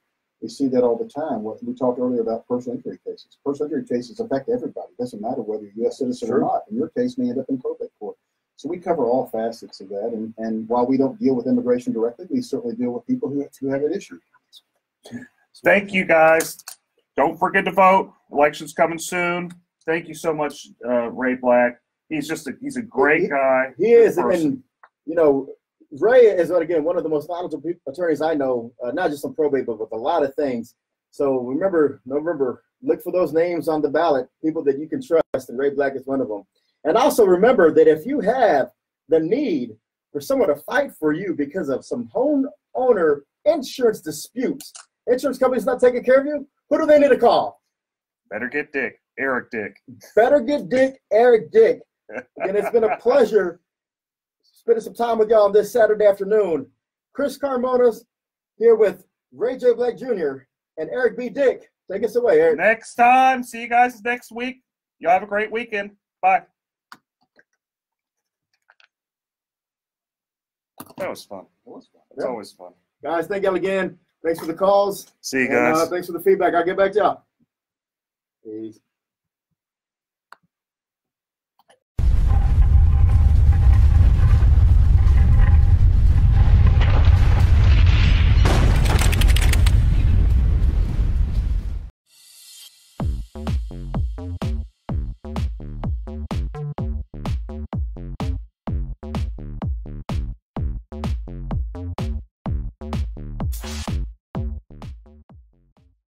Anywhere else, listen now by going to FoxNewsPodcasts.com. I'm Tucker Carlson. So much barking and noise and yelling. Our role is to take 3 steps back and discern what really matters. Sean Hannity. The most important thing that we are looking out for the forgotten men and women in this country. Laura Ingram. They're going to get straight. If y'all can't sit here all day online, make sure y'all go onto the iHeartRadio media app, KPRC 950, or just tune into your radio, 950 a.m. A lot of good stuff today. A lot of good stuff. But it's only 30 minutes, so make sure y'all tune in. If you're going to get some calls in, 713-212-5950. Finally forbidding insurers from discriminating against or denying coverage to Americans with pre-existing conditions. The GOP spent 8 years presenting to repeal the law, even forcing a government shutdown. Hey, Karen. Hey, little Tim. A California college ready to shell out hundreds of millions of dollars to settle lawsuits. The University of Southern California says it'll pay out $215 million to settle claims of sexual abuse by a school gynecologist. That settlement would compensate individuals. And as always, today's segment brought to you by Bragg's Organic Apple Cider Vinegar, all natural drink. And we got the right one today, apple cinnamon. Dick, where's your Topo Chico? I got a little Topo Chico right here. You got it? Let's make sure you got it. Got it. I got a Topo Chico. David, what are you drinking, man? Starbucks. Ah, come on, man. Yeah. He's got the Frappuccino. He's frapping it. Oh, man. What a rush. Sorry, Shannon. We were rushing. Shannon, you get a car. We didn't give me a badge. Yeah. Barely did it. Okay. About 37,000 members of the 2nd Marine Expeditionary Force are believed to have Hey, y'all. as Hurricane Florence closed in last month. Oh, it's going to be a juicy show. It's going to be a short show, but it's going to be juicy. 30 minutes, huh? Yeah. So we have one break around 14 to 18 again. And then the 27, 26 part don't pick us up. So we're going to go into, what do you want to talk about? Oh, first we'll start about, there's a new suit. Well, first let's talk Attack Him again. And I'm Joe. Attack Him. Oh, yeah. I do Attack Him. And then we'll talk about the suit against the city for the largest gun show in the country. Is the drag queen show. Yeah. They got to watch out. They might get in trouble on that. For anti-slam. How are you going to get around anti-slam with that?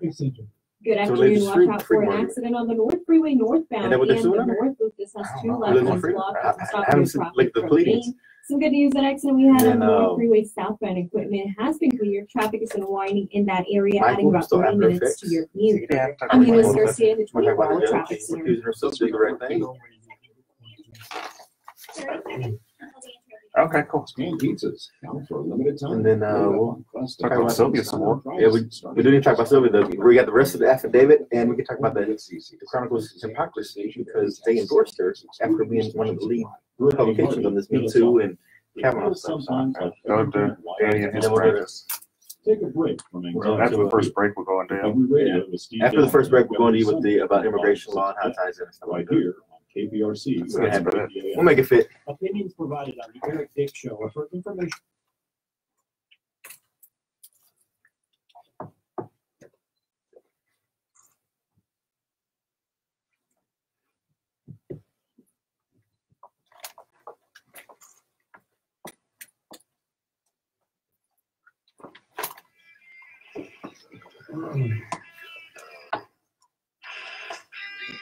See, they've never heard the intro on Facebook streaming.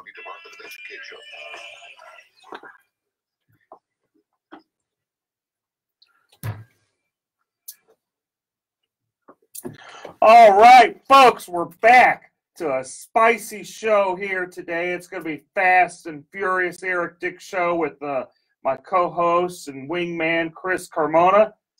And hello, good weekend, everyone. It is going to be a great show. Okay, we had a lot happen this week. We had, Touchy Sylvia. We got the rest of her affidavit where, she's talking about some rash she has, and she has a clerk, which she's a municipal judge, and she, starts telling the clerk, hey, I got this rash on my leg. You want to see it? And the clerk's like, well, no, not really, Sylvia. I don't know that many people want to see it, but no, I'm good. And she was good. And that's the thing. I mean, when we left off last week, we had limited information on this affidavit, but we have procured the remainder of the affidavit, and it just gets even worse. I mean, there was trips to Nashville where she was just taking advantage of her allegedly aggressively inside this hotel room. And, this is a legal talk show, and we talk about legal standards and how that impacts the community. Well, I remember a couple of weeks ago, the Houston Chronicle made it a point to make sure that our Supreme Court of the United States candidate, now Justice Kavanaugh, was put through this ringer and even made a point to publish different opinions and editorials where it said that, if you're accused of these things, you're not fit for these types of positions. So with Sylvia being accused of these types of allegations, it's surprising that they came out and endorsed her this week.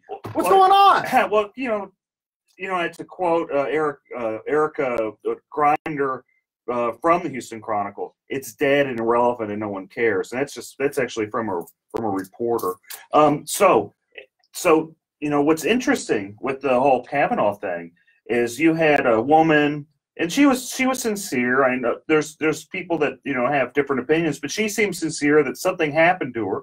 Maybe we aren't sure what happened, but something happened, and she seems sincere about it. Just as the level of sincerity in that affidavit. And they go into a lot of detail. And it's pretty folks. detailed. I mean, these aren't things that have been sitting on and no one's come forward. Apparently, Ms. Gutierrez had actually made these complaints before, but it fell on deaf ears.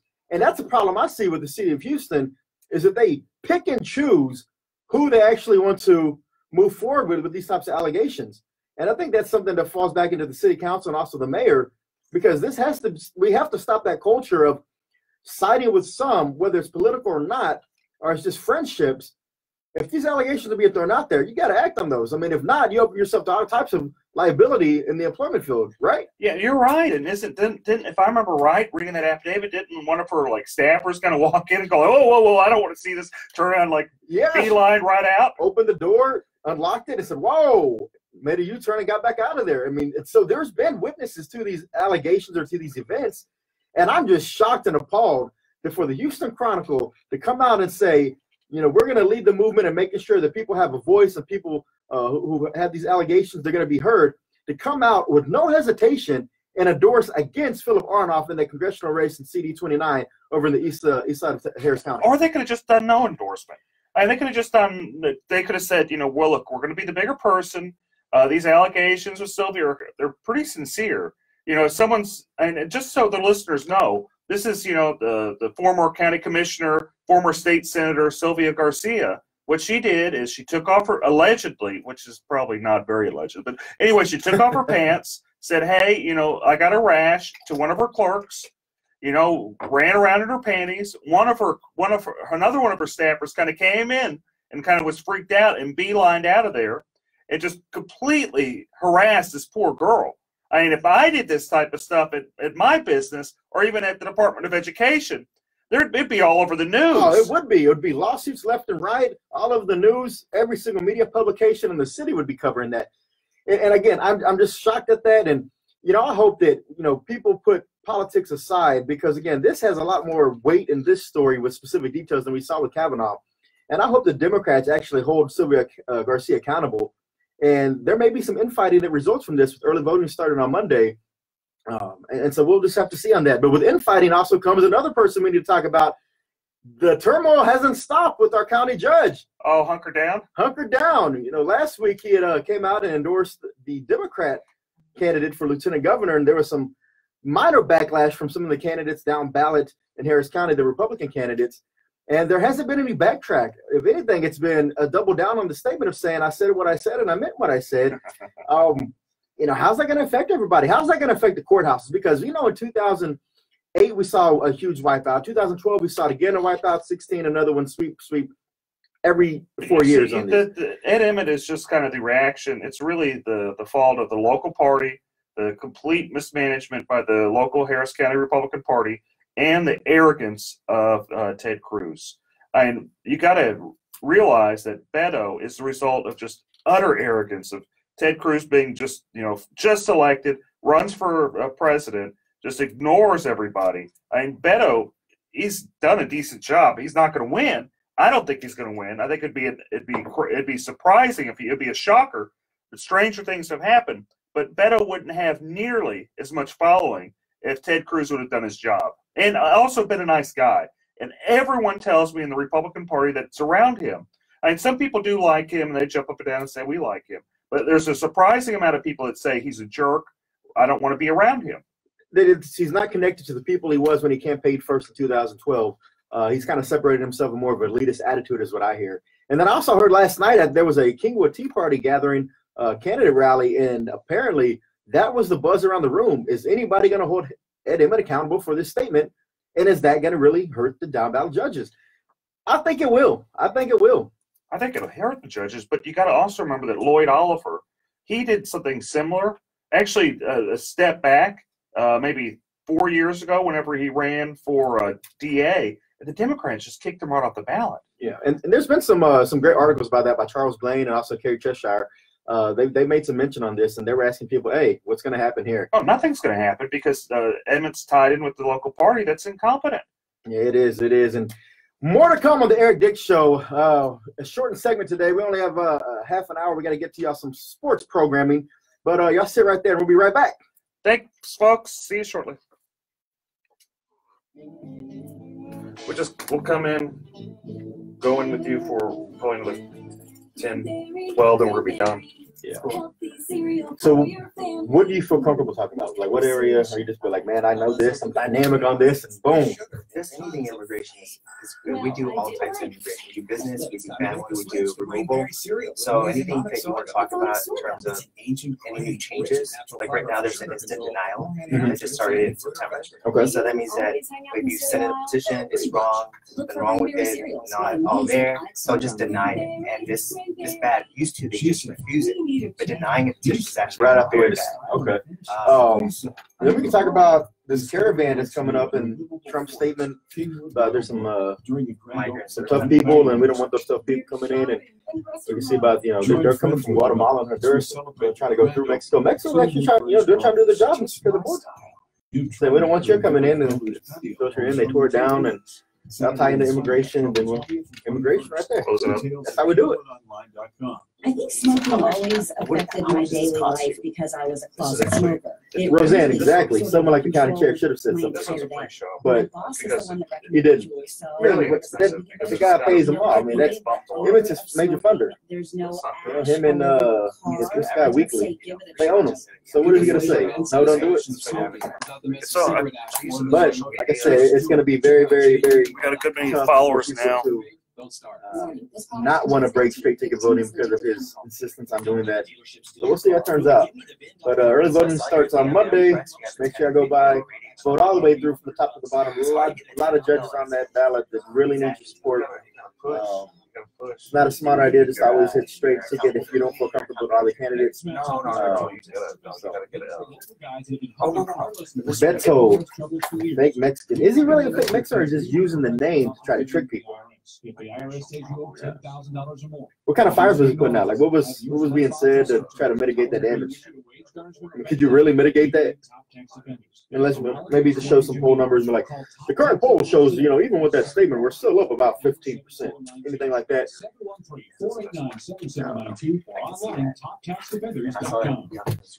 He speaks his mind. No, they had meals for us. You just want to the official name. How long Joe Badge. Monday after Monday, make sure that you're spread around. KPRC 950. 9.2, but it took like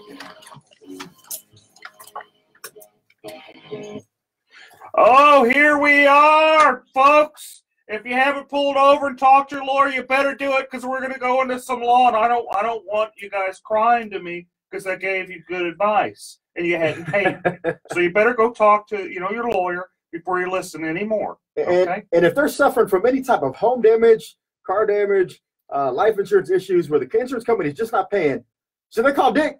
Better get Dick. Better get Dick. Better get Eric Dick. And so when we left off, I mean, again, there's just so much turmoil going on in this world. But one thing I do have to say is today is my daughter's 14th birthday. Happy birthday, Brooklyn.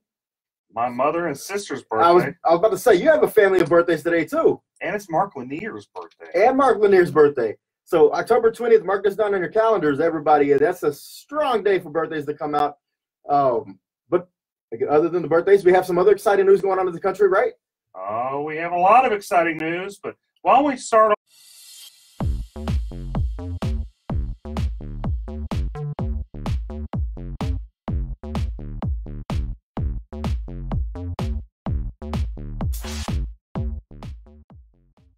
talking with Danny about his little law practice doing immigration law.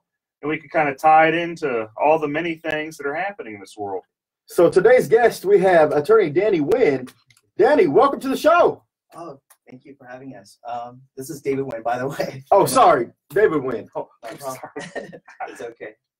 So I had it right the first time when I said David. Yeah, you said it earlier this morning, so yeah, maybe it's too early for you. Oh, I was thinking of there's a city council member in Missouri City. That's right, Danny Wynn. Sorry, David. So you have an immigration practice. You've been practicing law about 10 years, right? That's right. We're practicing 10 years. We have an office in Southwest Houston and one in Northwest Houston as well. Excellent. And so there's been some changes lately. And could you tell me about the changes in immigration law that some listeners might want to know about? Yeah, so there's a lot of changes across immigration, across the board. So whether it's legal immigration or illegal immigration, there's changes across the board. Some of the major changes, instant denial. So starting in last month, September, if you send in a petition or an application and there's anything that's wrong with it, immigration used to send you a request for more evidence, or they send you a notice of intent to deny and give you an opportunity to fix the problem. So now, no more. They can instantly deny your application. And again, this is not like a rejection. This is a denial. So it looks really, really bad if you're trying to reapply later on. So what you're telling me is if someone wants to work on their status or, wants to bring someone over or marry someone or what have you, they probably should not do it by themselves. They're probably behooved to go actually get a lawyer to help them with their immigration status. Is that what you're telling me, David? Exactly. I used to tell people, if you read the law very carefully, you could probably do this by yourself. But now so much things have changed. Like, I'll just give you an example. So the basic forms that you need to sponsor a spouse, it used to be last year, before 2017, the I-130 form, it used to be 5 pages. Now it's 18 pages. And there's another form that supplements that. It used to be 4 or 5 pages. Now it's an additional 18 pages. And those are just 2 forms out of the many forms that you have to file in order to bring someone to the U.S. Now, and this is things that probably an attorney is best equipped to handle. Is that correct? Is that a fair assessment? That's right. And, it's not a person's fault, to be honest with you. A lot of things are wrong online, especially even on the government's website. They're wrong. And I could, probably usually what I do is I show clients like, look, this is what you want to do. And I can tell you that it's wrong. If you do it this way, like they have it on the website, it's going to get rejected or denied. Now, there's a lot of notaries that have popped up around this city, I know for sure, over the last few years to try to assist and expedite some of this immigration paperwork. What's your feelings on notaries? Are those really strong-minded people who understand the legal system and know how to navigate the channels? And that's a good question, Chris. Well, I can tell you for sure, a lot of people in Mexico, there's public notarios are attorneys, but in the U.S., they're not attorneys. Public notarios are popping up, and let me tell you why you don't want to hire one. The public notarios would never put their name on any of your documents. So whenever there's a problem with your documents because they're giving you wrong advice, no one's accountable except for you. And you're not going to be able to blame someone that doesn't have their names on your forms. They charge a lot of cash too, aren't they? They do, but besides this actually being illegal for a notary to practice law, and usually they'll charge at least, near what a lawyer would charge. Sometimes more. Sometimes more. So you're having someone, it's basically you're just going and picking someone off the side of the street and saying, hey, help me with my legal forms. I wouldn't do that. I wouldn't get, someone off the side of the street to represent me, which actually I do. Being an attorney, actually I do hire people to represent me, and anytime anything happens. They say what a client has a fool. What is it saying? Yeah, only a fool has a client for himself. That's right. So yeah, if you have problems with immigration, you probably should get a lawyer. Maybe you could have done it in the past, but it sounds like things have changed, and it probably behoove you to sit and talk to somebody that actually is licensed through the state bar and tell you what to do. What other problems do you see happening, Danny? Okay, so the other problems that we see right now is if you're in removal proceedings. So before, if you're in removal proceedings, that means deportation proceedings, you would have probably a very fair trial with the immigration judge. It's not like that anymore. So right now, under Donald Trump, he said that immigration judges have a quota. They're obligated, or they should, try and end at least 700 cases per year. So what this means in reality is that every immigration judge under the quota has to finish a case within 2.5 hours. Think about this for a second. One party has to state the facts of the case, the witnesses have to be called up, the judge has to make a decision, all in the course of 2.5 hours. Some of these cases are asylum cases, meaning that they involve people that have been victims in their own countries. They're going to the U.S. in order to seek protection, and now you have to make a decision within 2.5 hours, whereas maybe a year ago, you would have maybe several years to put together a case. So that's what's happening right now is that. But on the flip side of that, Danny, hasn't one of the biggest issues always been that the process takes too long? You have to get in line. It's a long line, takes years. But with this expediency of a 2-hour hearing, or it doesn't that speed up the process, and doesn't that help people who are in the queue trying to get through the system properly?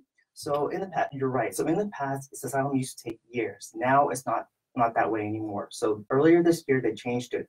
When you apply for asylum today, instead of taking years, you're going to get a notice for an interview within 3 to 5 months. That's very quick. Think about this. You have to show asylum is not easy to get. You're going to have to, usually the attorney will write a legal brief.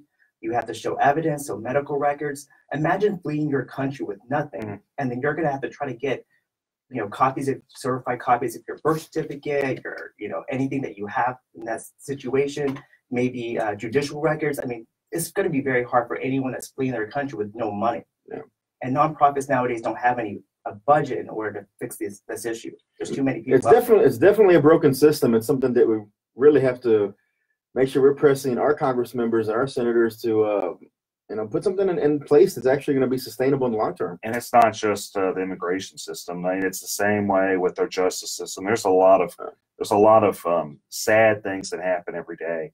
I had a client one time in criminal law back when I first started practicing law, where she had some problems with welfare. She got too much welfare because she was broke. And the judge that she was in front of, who's now the administrative judge in Harris County, was Susan Brown. She was nice enough to, put Mike Al in jail, baby in hand. When I say baby in hand, I had to watch the baby while the grandmother came to pick her up. It was training for you, Dick. It was training for you. That's training. But we want to talk about injustice. There's a lot of injustice to go around, a lot of injustice in different spots. And it's been going on a long time, and I imagine there always will be injustice. Yeah, real quick, David. There's a huge caravan coming through Central America right now, going through Mexico, trying to get to the United States. Will they make it? And if so, are they going to be turned back around under this new policy and provisions? What happens to them? Right now, it's harder for people trying to enter the U.S. to get asylum or refugee status. So I think it's going to be an uphill battle for them to try to make it into the U.S. And even if they do, it's going to be very hard for them to try to get any legal status in the U.S. So it's very hard. We're turning away people that are actually fleeing their country. Some of these people, yes, there's always people that will try to, go past the system that do not qualify. But you have to understand there's a huge vetting process to make sure that they're alibi sticks. You know, there's multiple interviews to make sure they have a credible fear. But if you have a group of 1,000 people coming in one time and saying, we just got bombed in our neighborhood, shouldn't their stories all match? And wouldn't that be considered some type of evidence that they could be used, that could be used in the process? So just like you mentioned earlier about the Kavanaugh hearing, you know, when people experience trauma, they're gonna remember different things. And so when you have a child versus an adult, they're gonna see different things. And that's why it takes a lot of work in order to gather the story to make it make sense, because every person's story is going to be a little different based on their experience. Well, you know, I think it just goes to show that you're always probably doing right whenever you have legal problems to go and get an attorney. The system's always going to change under whether it's Trump, whether it was going to be somebody else. The system's going to change. Whether it's good or bad, it always remains to be seen. It's fascinating how government works and how consequences for actions happen. Plenty of times they're inadvertent. It could be this could be a good thing, it could be a bad thing. Only time will tell. But what is important is while they're going through this process, if they're serious about it, they probably need legal help. They do, and that's what we're here for, is to try to make sure we guide people to make sure they're getting legal help in any type of situation they're in. And David Wynn, thank you for your time today with talking about immigration. And if anybody needs to reach out to David, what's that phone number? It's 281-777-1236. All right, thank you, David. Yeah, so is there anything else we need to go through in this fast and furious? Absolutely. You know, again, anytime you're facing an insurance company, whether it's a car accident, a personal injury that happens, you slipped and fell, or you got flooded or hail damage, and the insurance company does not want to pay, you got to make sure you have someone on your side who's going to fight for you from the beginning to the end, and is going to take the insurance company to task. You know what I found amazing is I've represented like thousands of people, and when I say thousands, like 2,000-3,000 people. And out of those thousands of people I've represented, I'd say 98-99% were underpaid on their claims. It's just kind of fascinating that so many insurance companies just underpay claims, and they pay big money to to government through lobbyist organizations like Texans for Lawsuit Reform to buy people off.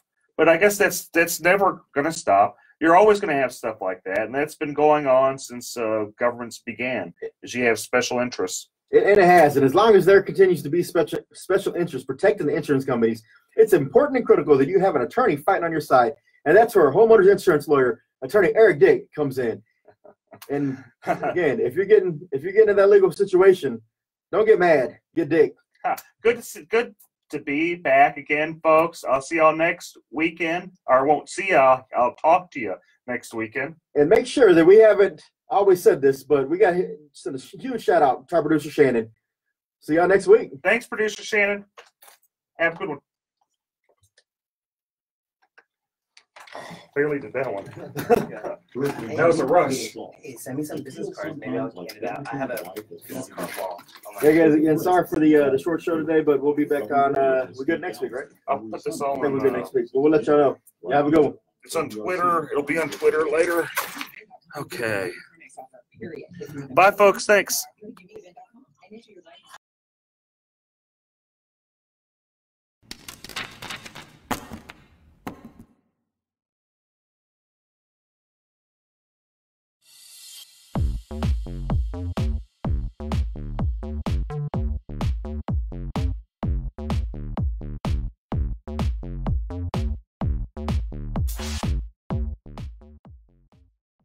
We're about to go live. About 7 minutes. We've got a bunch of great guests, a bunch of great topics. You can message me. If you guys message me, I'll respond. Oh. Let's see. My handle is at Dick Law Firm on most Twitter, Instagram. Okay.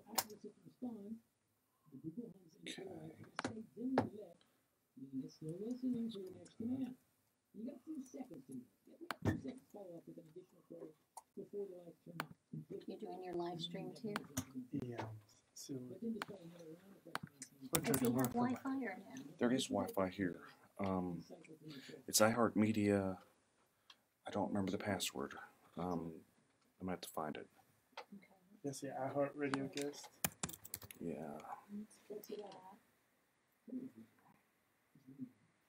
Radio guest. We're jumping.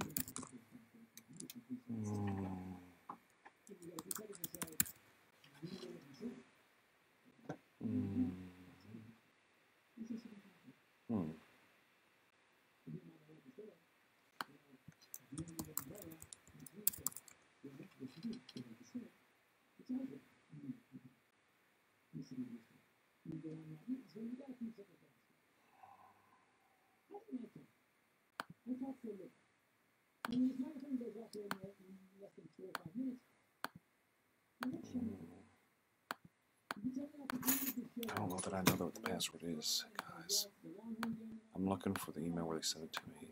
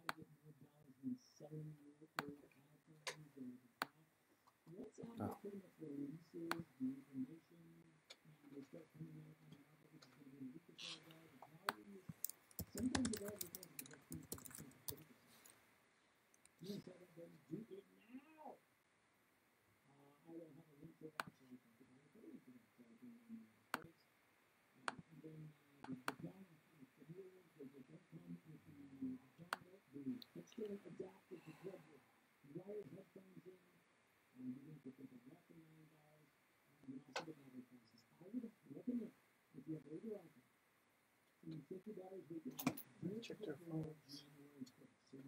Good, I checked their phones already. I put mine on vibrate. Yeah, mine's on vibrate.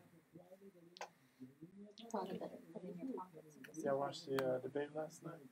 I saw clips of it. That's it. Yeah, pretty much. We have kids, so we're like, we have triplets. You So, have triplets? Yeah. so we basically pass out at around 8. Pretty much. It's work, take care of the kids, and sleep. Yeah. When you When can. they go to bed, we clean, do all this stuff, and then pass out. 2.5. All right, at least I wait until they go to bed first. So. Before we pass out, that's a good thing. Well, we do CPS work, so It's we kind of a know necessary requirement. it's kind of a necessary requirement. Wow. So they exhaust us. Yeah. Basically. Is that the only thing? That's all. He Oh, says we yeah. can't have any more kids. Well, I understand that. Isn't that mean? We just knock them all out in one while. People say that. It's not quite as amazing as you would think to knock Yeah. them all out in No, one shot. I definitely see the benefit of. Any triplet parent you speak to will tell you, we love our kids. We wouldn't have chosen to have triplets. Correct. That's like Octomom type thing, Right. thinking. Yeah, we're more of the, we're happy we had 3 kids, yay. Are they all girls, all boys? I Man, you cried. gotta get your boy, man. Nope. I cried. As I told them, no one's going to love me. I said they're going to love daddy. Mommy will do everything and daddy will get the love. 3 girls? 3 girls. Oh, did you find a Wi-Fi password or no? I didn't. I couldn't find it. I looked. I didn't see it. Do you think your engineer knows it? You're gonna have to ask her. We're about to start though. Okay. We're gonna be able to talk about CPS a little bit as well. Well, he does some CPS and I do, but I'm not talking. So. Hurricane Harvey hit us all. It feels sometimes like Okay. Well, you record at least, and then I can give it my perspective. It's already on. Steve Valentin every Sunday from 5 to 6 p.m. Right here, KPRC 950 AM. And now, the worst commercial ever. Hi, I'm Justin Galvin, retired athlete from the local ball team, so I know a thing or two about ensuring a landscaping business. I trust the pros, commercial auto and business insurance through Progressive. Get customized insurance solutions at a Grand Slam home run for you. Restroom. Oh. I'm running. Whereas commercial auto and business insurance through Progressive is anything but To the left. easy To the left. So I just discovered DazzleMe.com. It's a totally addictive new jewelry site with big name luxury brands. And you know which ones I'm talking about. Unique designers that you can't find anywhere else. All at a fraction of the price. I'm going back on DazzleMe.com tonight. Maybe it doesn't necessarily work.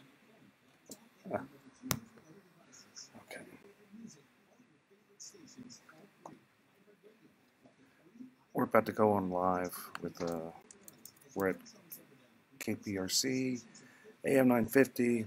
We've got a bunch of great guests today. A family lawyer, kind of a couple. Philip O'Brien here is co-hosting, helping me out. He's wingmanning it. We're going to be going on pretty soon, so tune in. If you guys have any questions, post it on. I'm watching on Facebook. It's live on a number.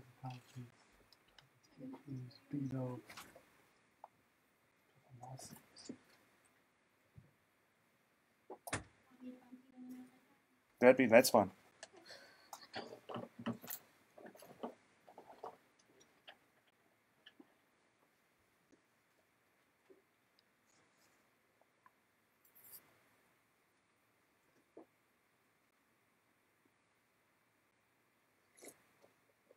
Oh, maybe I should put on my headphones.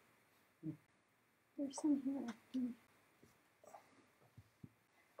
Let's see. Oh, wait. Yeah, go silent for a little bit before. If I remember right, I always get spooked with this. Go silent for a little bit, then it'll play its music.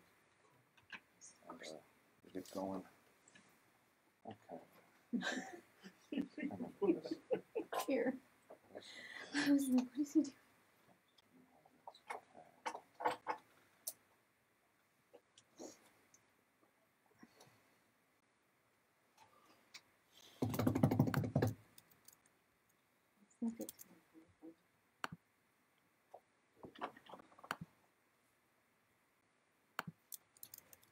I didn't know Bill had a DWI. You mean Bill? Oh, Beto. Beto. Didn't he have someone like his dad that was a judge covered it up or something like that too? Didn't get his dad last night. That's what I heard. Very well could be. That'll make for some, That's gonna be some good radio.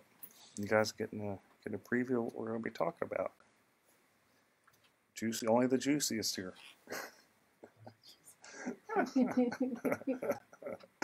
Okay. Am I gonna be able to hear? We have a studio. There's gonna be a studio monitor that'll play that like we were hearing before. It'll play. Oh, in the background. In the background, yeah. Okay. If there's a good family law question, can she answer or does it have to be me? I don't mind. Y'all can both answer. Okay.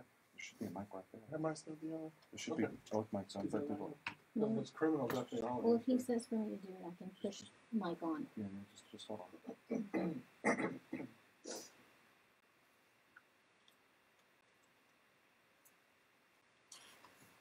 I know it's quiet. Okay. So you have to like the video a bit.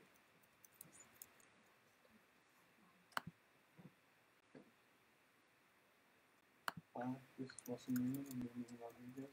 And we're live on AM 950. Going to take some questions, give some answers, and we're on the Eric Dick Show.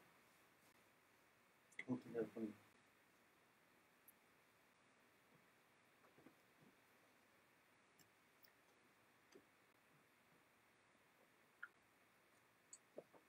Okay, I know it's a little quiet. I know. That's okay. Just getting ready. It's the calm before the storm, folks. The calm before the storm.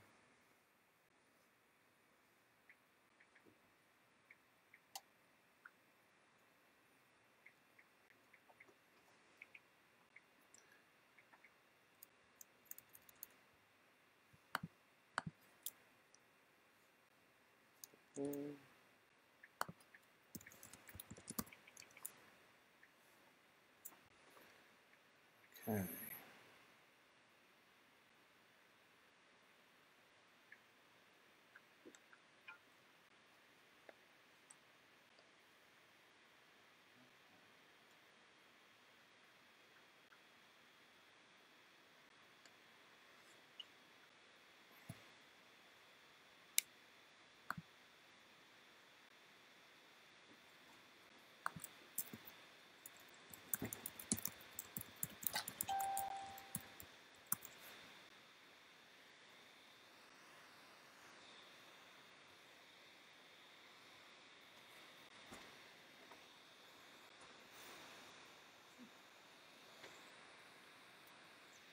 From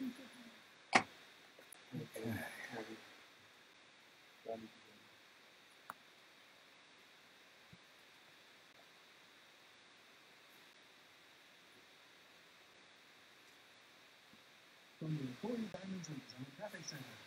We did have an accident working on the outbound side of the road. It's not clear, but things still might be slowed up in line. We do have construction delayed outbound on the Southwest Freeway affecting West Loop, but now the backup to the Freeway. I'm Stephen Cross, I'm 24 Hour Traffic Center. Just that. This report is the headphone behind it too. It's too loud. This was the participating Napa stores. Okay, we'll get ready to go on. Minutes, folks. I'm here. Still have a delay. You tune in AM 950 or just Facebook Live, Twitter, Instagram, Twitch. Twitch, yeah. I'm on Twitch, YouTube, and every single one. Periscope. That's pretty cool. Periscope, which is Twitter and all of them. So, guys, you got questions? Oh, no. You should contact your attorney to obtain advice with respect to any particular issue or problem. The opinions expressed on the Eric Dick Show are that of the host and guests, and do not reflect the opinions of the station or iHeartMedia.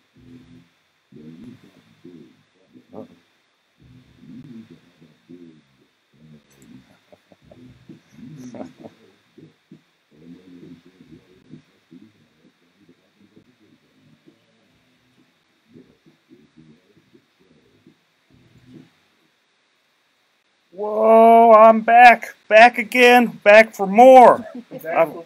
Oh boy, and I've got a number of great guests today.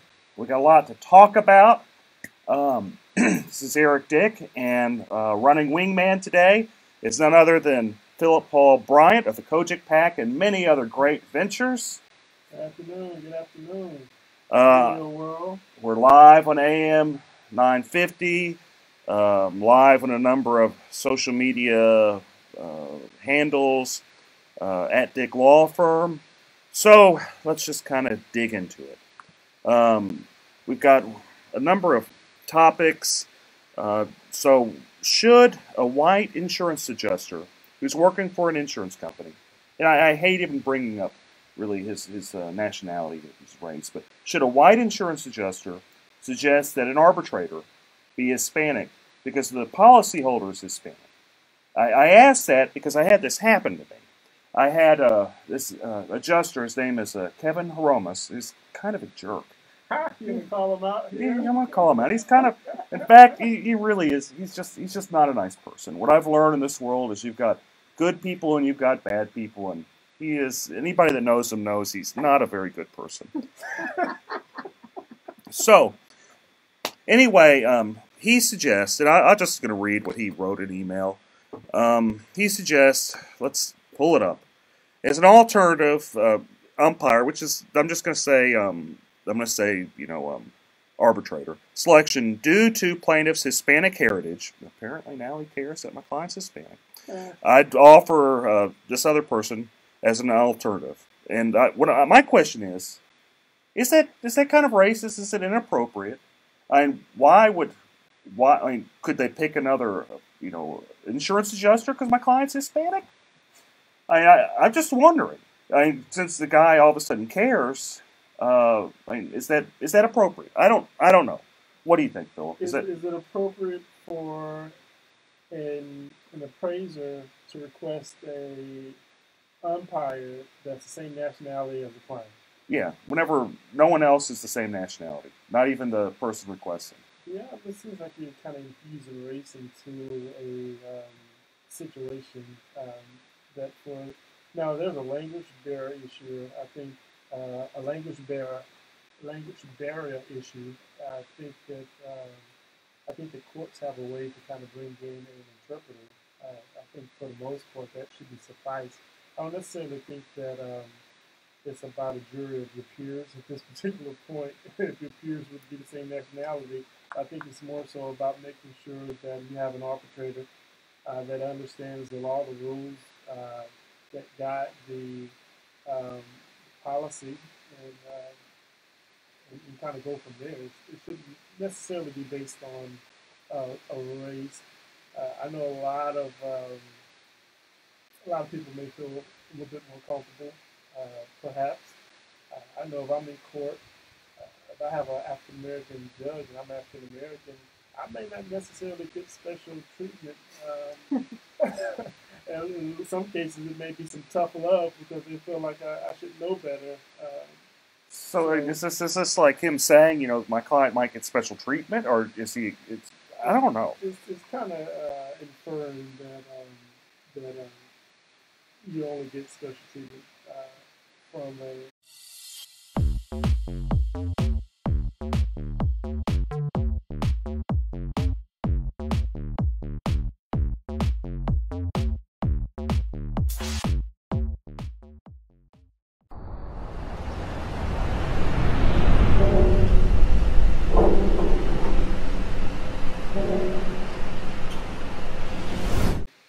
Judge or an arbitrator with the same ethic background.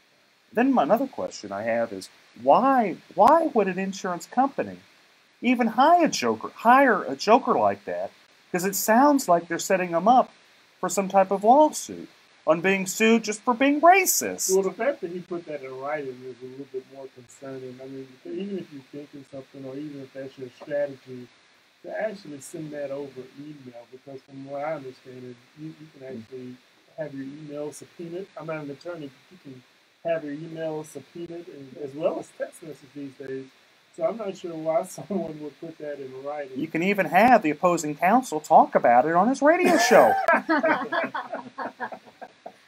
I mean, imagine that. Imagine that would happen. Yeah. Nothing on the internet is safe from anybody. No. So Russell, you're a lawyer. You practice criminal law, family law. Special guest Russell. I think you may have forgot to introduce him. I know I am not a very good host. I'm sorry. I didn't have a number of. I should have had more Southern hospitality. I know I'm a jerk plaintiff's lawyer. They call me reptilian, all this type of stuff. Perhaps you should have had a radio host that's the same nationality. they might have been. I know they might have been nicer. I'm sorry. So Russell, step up. Tell me what you think. Tell me about you. Tell me what you think about this. Hey, my name's Russell. I'm Russell Newman of Newman & Rodriguez Law Firm. I do mainly criminal and juvenile, but I have a partner and she does family. I think it's a very interesting issue. I have that come up a lot in cases, such as DWI and such. I think the issue is, how is it framed? Does this person suggest that you have someone who's of the same race, or does he require someone of the same race? Why does he want someone of the same race? I think there's issues there within that have to be answered. I don't on its face love the idea, no, I don't. But I'd like to know the thinking behind it before I say it's absolutely inappropriate or is appropriate or is not or whatever. But on its face, yes, I do find it kind of disturbing. Well, why would you even go down that path? This is my first question. What does it matter their race? It doesn't. What is it? I'd hope in the current arbitrator's former county attorney, Michael Fleming, who I can tell you personally, I could go up to him and tell him what I think, and he's going to say he don't care. He's going to make his own decision because that's just how he is, period. And they just, I guess they'd rather, I don't know. It just seems weird. But you brought your law partner, your spouse, you brought her along with you today. Absolutely. Can't do that. Yeah. And y'all share triplets, as we were talking about. They are 2.5 years old. I love them to death, and they are hastening my death at the same time too, probably. Well, that's you don't really. These are your first. First and only. 3 at a Yeah, time. it's just warming up, man. Just figured out how to do that right, man. You just call it. If they're great or if they're screwed up, I've done my damage. Having 3 at a time, that is a lot. What we were talking You about. may be afraid they have another 3 at a time and end up Yeah. with 6. Yeah. She may never be touched again. I sometimes joke with my spouse that having children is the best form of birth control. No, having 3 kids is the best form of birth control. That's very true. Babysitting Oh, okay. would be good. Okay. We're going to take a little bit of a break. Talk more with Russell and Philip O'Brien about some other great topics. Thanks, guys. We'll be back.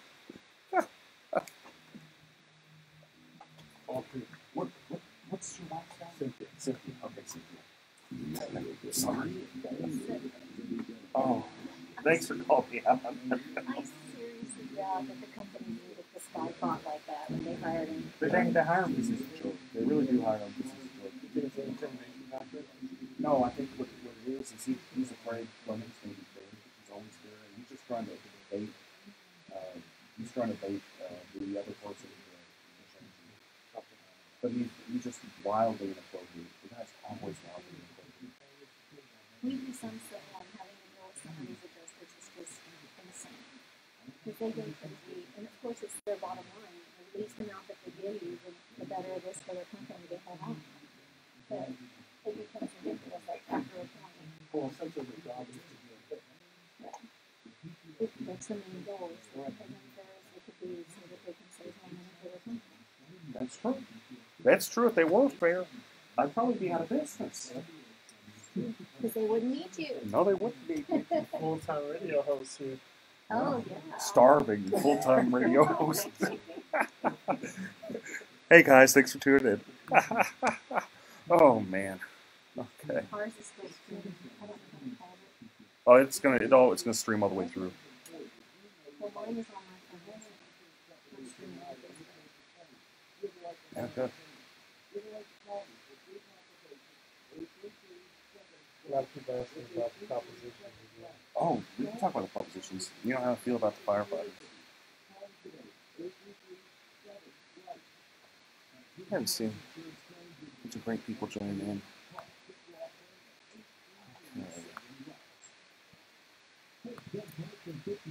Oh man, we got great crowd. Okay. Oh, so now let's go back. Go back with the State Farm having to pay $250,000, then Green $250,000. $250 million. A little too 50,000 would be 250 million for Judge Dixon.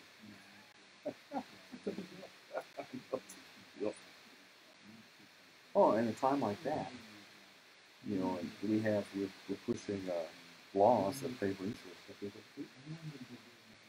And then Republicans wonder why, you know, Ted Cruz is having such a hard time.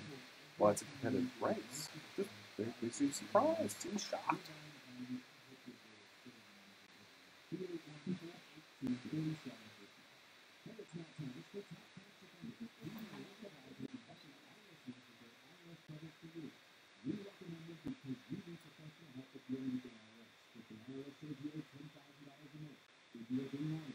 You can pretty well set up the background.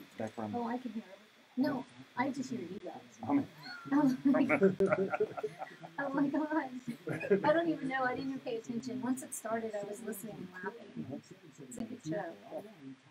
Feel free to jump in. We talk smack for a little bit. Oh, I was laughing.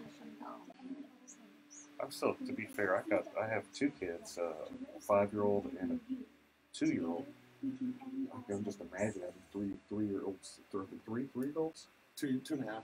So they're doing the treble twos right now? Oh, yes. Okay.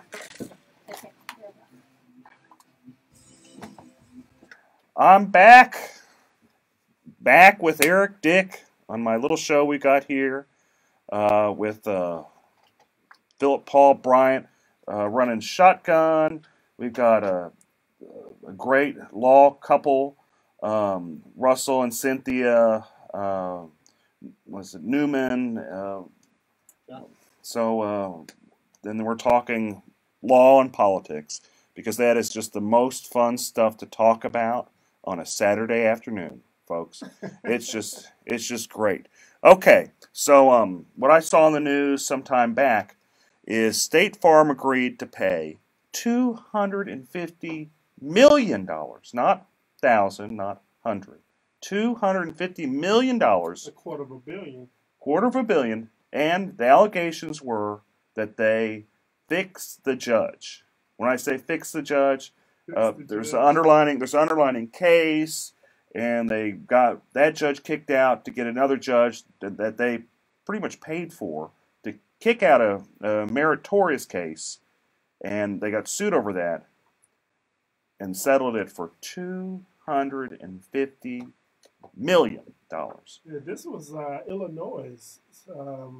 You know how they do Chicago politics style, right? I think it was the state Supreme Court. From what I saw, it was a state Supreme Court case. A judge was originally, I guess he was an appellate judge in the circuit court for a little bit, and then I guess when the seat came open, they threw looks like it was about $5 or $6 million behind his campaign. $5 or $6 million with the M. Bigger question is, can we get some of these State Farm PACs to donate to some of our judges? Just kidding. Just How kidding. about donating to us? Well, I think okay. So let's break this down a little bit, because this could go a lot of different ways. So you've got an insurance company, the biggest one in the nation. People wonder why I jump up and down and say, "Don't get State Farm; it's the worst one." All my newsletters, number one, say State Farm. They're vindictive. They're going to find any way to take advantage of you. I love their commercials, though, man. I mean, have you seen their commercials? It's good stuff. It is good stuff. You put your heels together and then say, and they're there when they need the money, but whenever it's time to pay the claim, apparently they aren't. They say, too bad, so sad, call your dad, go sue us. And if you get a good judge, then they're going to pay $5 billion to kick out that judge to get someone else. It seems like, it looks like there was an original case that I guess the plaintiffs won about $8 billion. And so the case was already won, and it looks like they went back, got this judge on the bench, and allowed this judge to then go back and undo the case. Well, of course. That's pretty gangster, even for Chicago, even for Illinois. That's pretty gangster stuff. Cheaper than paying $8 billion. Just a little. What do you think about that, Russell? What do you think about State Farm trying to fix a judge? We see that going on in Harris County, the criminal courts. Well, I think people think that can happen, but I don't actually see it happening. But one of the questions I have about that is, if State Farm is being called out on this one, how many times has it happened in the past? That's a great question that I would have about this problem that's presented in Chicago. I see it every day, folks. I see it all the time, every day with State Farm. So I'm just gonna tell you about it. If State Farm does you wrong, you hire an attorney, you sue them. Your choices are take it to the box or walk away. And that's kind of they don't care. They make you try cases. They'll spend, the last one I tried, they spent maybe $400,000 or $500,000, and this is over like a $10,000 dispute, folks. It's not over much money. It's over $10,000. They didn't pay the guy to replace his roof after there was storm damage that happened up in the Dallas area. He was upset. He's like, I've been paying into State Farm for all this time, and I figure the least they do, I've been paying them, $3,000, $4,000, $5,000 a year. At least they do is pay to fix my roof. But no. They made him take it to the box. 3 years later, we had a trial.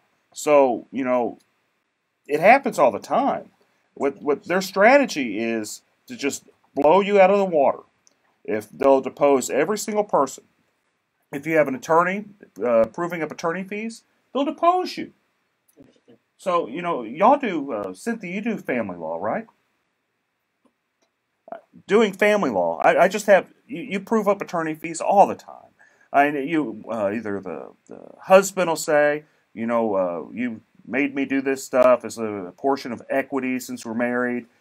Pay for my attorney fees, or the wife, or there'll be a child support little fight, and it's like, you're making me have to do this. Pay up my attorney fees. That's correct. Happens all the time, every day. Every day, somebody wants to find out, make sure that it's an equitable amount of attorney fees that are being paid on both sides. And there's some situations where you're entitled to the attorney fees.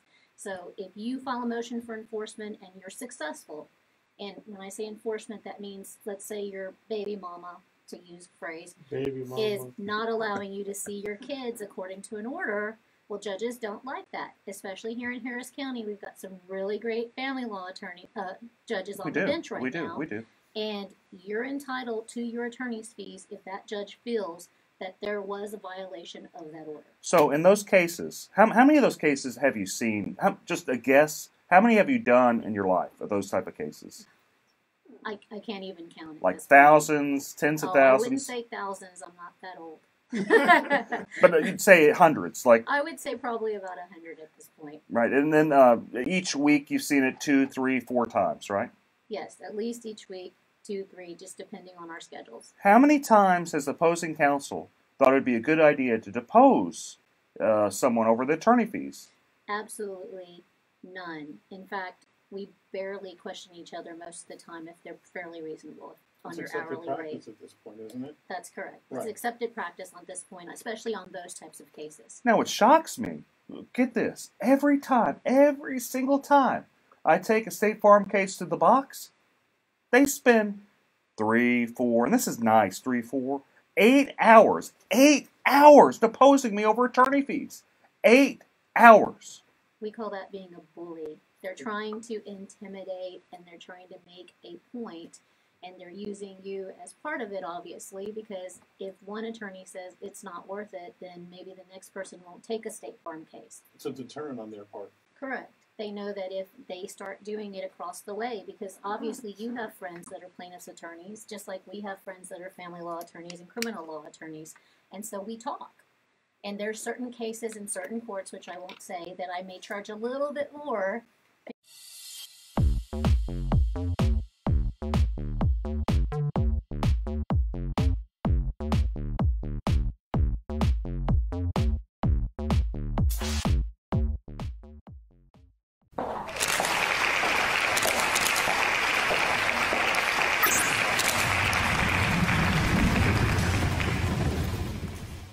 Because I know it may be a little more difficult to deal with.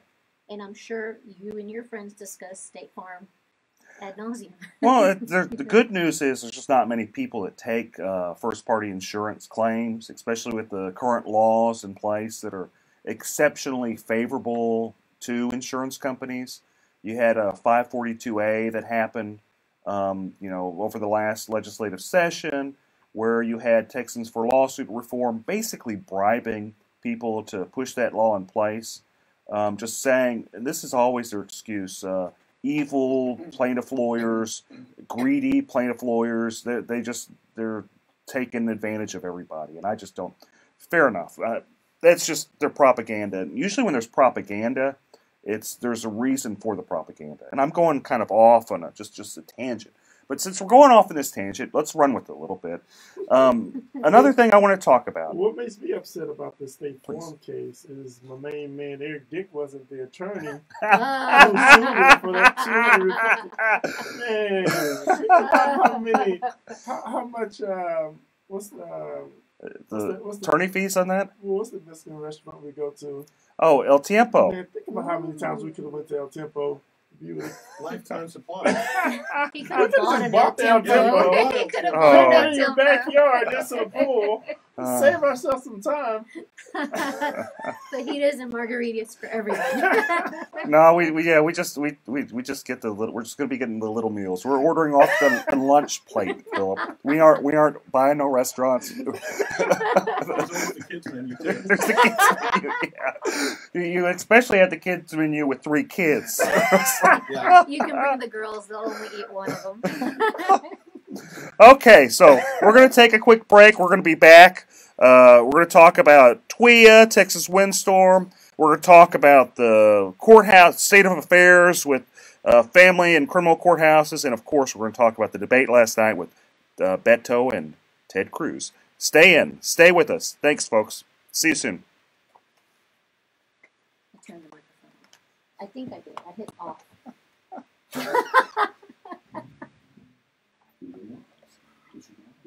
Oh man, that was funny. That was. Oh man. So brought. No, I've been doing this 100 ounces of water a day, trying to make sure I stay hydrated, and I'm like, because it helps with your like intake of food as well. So yeah, it fills me up, and so that doesn't bode well for sitting anywhere for an hour or two. I was try to. I get really bad reflux, so I try to drink water and eat healthy. All the avoid all the stuff you like, everything that's good. Exactly. Everything that tastes good. This is bad for reflux. I know. I have that. Life well lived might be better than a long life. Well, I got kids too. I'm not going short. Yeah, the 2-year-old. That's. You guys got. You're not a spring chicken when you had the kiddos, which ain't nothing. I don't mean to be nothing. I wasn't young when I had my kiddos either. It's tough. And it's amazing. It's some of the best parts of your life. It is. It's great. And I tell people I had them late, but I had a good time before. So it's not like I'm sitting here missing the vacations or doing things. No, and you got your kiddos, and it just the way they look at you, the way the things they do is just so adorable. How they interact. They're happy just to sit on you and watch TV They for like a short period. they will manipulate you the rest of your life. They try. They try. I'm very much the Hispanic mama, so. And people laugh at me, but I'm like, you take my kids in public, they eat out once or twice a week, and we don't have issues. Nothing's wrong with that. I sit there. I may not eat, but it's just to train them as they get older so they know how to behave when you're in public, because we eat out probably 2 or 3 times a week with them, and then ourselves forget to eat. Nothing's wrong with that. And you're in the swamp. You're chugging along. You got like doing family law and criminal law. That's tough. That's We tough didn't even work. slow down. We had them in the NICU for 6 weeks. They were home for 2 weeks when we tried a sexual assault case in Galveston. So we were leaving them at 7 with the nanny and getting back at 7 and then taking care of them, and they weren't sleeping through the nights. So we were living on an hour and a half to 2 hours of sleep a night while we tried the sexual assault case. It was crazy. I think about it now, and I can't even believe we survived. It's awesome. It's just awesome in itself, and that y'all are able to push a successful law firm, and you got 3 kiddos, like young kiddos, and just doing it. I mean, you aren't sleeping, but you're doing it. Well, we have a lot we have extended family. My family, I come from a very big family, and so they help out quite a bit. And then, like today, I was lucky my secretary's daughter had early childhood development as her major, so she's in student teaching and not making money. So she's happy to come over on Saturdays and take care of the kids for us for a few hours for not that much. And I mean, otherwise I would be coming here. You know, our family wants to do things with their families too. No. My mom's playing with my kids now too. I mean, we're lucky. A lot of people don't have extended family to help, so I'm very, very blessed. Getting close. So just push on, right? Y'all tell me when, and I'll do on. All right, folks, we're back. I've got a bunch of great people here. Philip Paul Bryant, Russell, and Cynthia Newman. Hello. Great family and criminal law here in Houston. And let's talk about Texas windstorm, whether it's worth it, whether we should get rid of it. Let's kind of go a little background. Texas Windstorm is the insurance company of last resort along the coast. Laws changed maybe in 2000, let's say 5, making it pretty difficult to get Texas windstorm to actually pay a claim. You have a lot of articles happening, a lot of people suing, saying that Texas windstorm, they sent out an initial adjuster saying that the damage was like $80,000. Then that was too much, and they had to send out like a new adjuster to come back and just knock the number down to like $15,000. My question is this: should we even have Texas windstorm? Why are we paying the money on this? If they're ripping people off, why do we even have it? Why are we even dealing? Why? You're the insurer of last resort, from what I read. Well, I don't. Okay, so I hear you saying it's the insurer of last resort, but you got to keep in mind. Here's kind of the beauty of it. There's also lender-placed policy. So if you didn't have insurance, the lender would automatically kick in. And I'm not saying it's better because actually it might be like just slightly better if you're able to sue them. They always argue that you don't have standing, but it's much better insurance than Texas windstorm because it's comprehensive, and I'm sure there's the same level of corruptions there. I'm not doubting that, but I guess the question is it better? Because I'm not even sure. What do you think, Philip? So this is something that taxpayers have to pay for. Mm-hmm. Oh yeah. And it kicks in if your current policy doesn't work? No, if you are off the Gulf Coast and you want insurance, there are some insurance companies now that do sell, private insurance companies. Swift is one, just an interesting name for insurance company on the Gulf Coast. But there are some private insurance companies that are selling on the Gulf Coast. If you are not able to get them, then, if you have a mortgage company or what have you, they're going to force you to get insurance. If you're denied. No, if you can't get insurance, or if you'd end up getting it from someone like TWIA. And so that's kind of what it is. What do you think, Russell? I honestly don't see the point. I kind of agree with you. What are we getting out of this? I mean, is there a tangible asset that we see in TWIA that we wouldn't see if we didn't have it? I don't know. Cynthia, what do you think? Well, it sounds like they are paying some, they're just not paying all. Is that correct? The allegations are there's a law firm that sued them, done depositions, where what happened is initially they'd say like the damages are like $80,000, and then they wouldn't like that, so they'd go back and they'd send another expert and say, no, that's too much, let's knock it down to 15. Okay, and so the issue is whether or not that's, I guess it's, if they can't get it from anyone else, would you think 15,000 is better than none? How much are you paying for the insurance would be my question. Are you paying $3,000, $4,000, $5,000, $8,000 a year for the insurance? If you are, save your money. That's true. Well, that's similar to being forced to have any kind of health care insurance I as think well. about insurance in general. For some people, they pay whatever the penalty is. It's $600 to $1,000 or something like that, versus you don't want to know what we pay every month.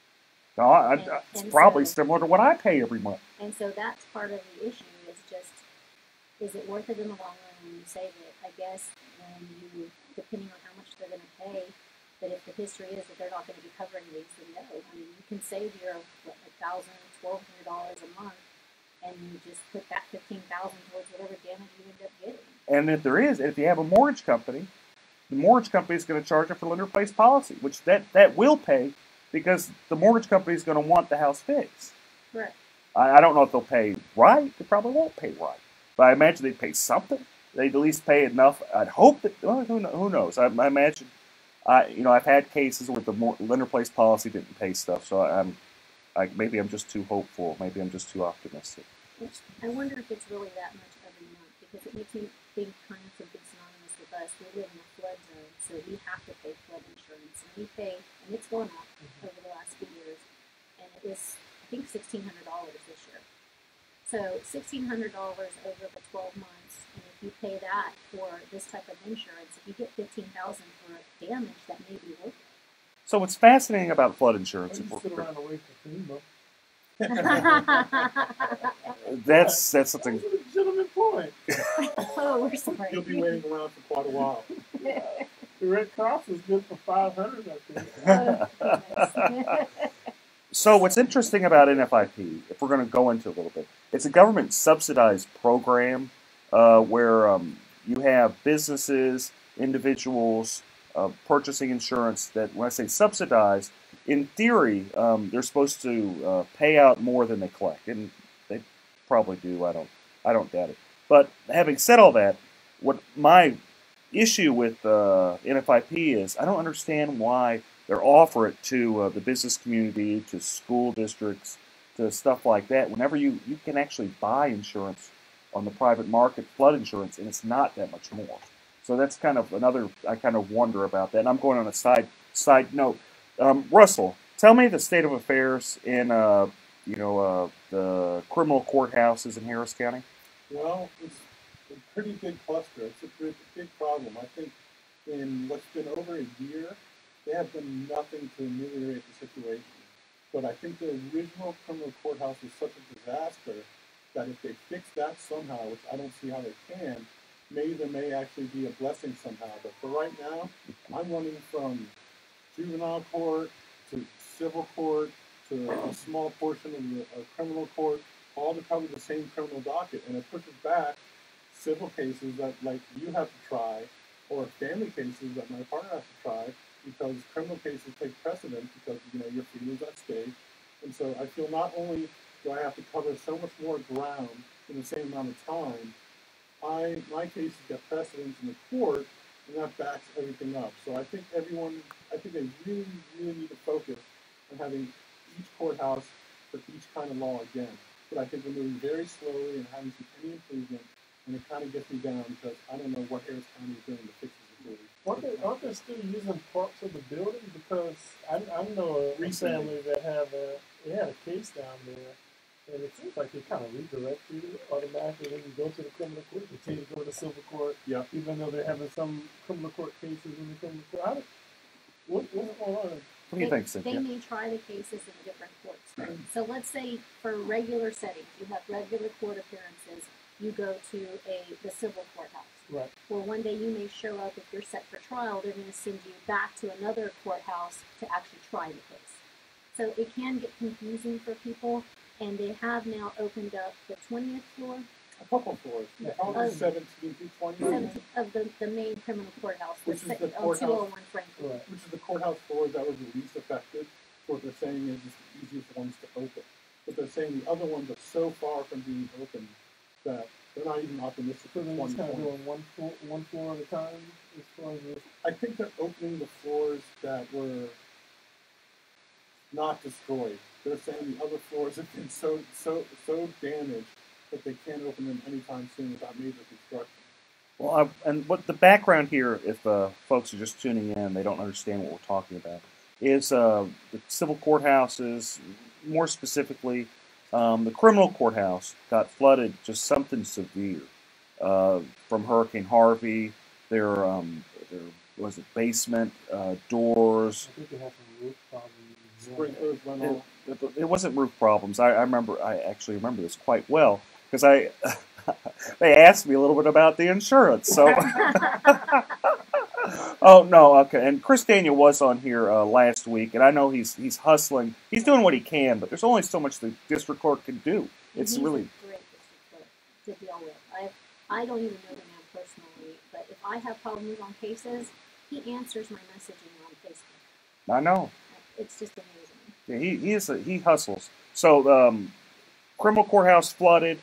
All the cases got moved over to the civil courthouse. The old family courthouse, is it even being used anymore? Yeah, it's being used for misdemeanors right now. The civil courthouse is felonies, and the old family courthouse is being misdemeanors. Misdemeanors and 4D courts, which are the OAG courts. Child support. Yeah, the child support, the Title 4D, or the Attorney General brings them for to pay child support. Yeah. So what kind of cases do you do, Russell? I've tried everything from Class C tickets to murder. I mean, Got a murder case? Yeah, sure. DWIs, ag assaults. DWI, you could have represented Vito. Yeah, right. And you know what? If I did, no one would know about it. Well, we'll get into that. That might be a good segue. So if people want to find out about you, Russell, where do they look? Well, You can type in my name in Google, and the first thing that comes up is my website, but officially it's newmanandrodriguez.com, and it gives us a little dossier about who we are, and, you know, we're just fighters. We fight our cases. We don't plead. We rarely work them out, and we come out on top if you hire us. Perfect. Hang out between the courts and watch them run from one court to another. Absolutely. That's awesome. We're going to be right back, folks. Stay tuned. We're talking about Beto versus Cruz, the debate. Thanks, guys.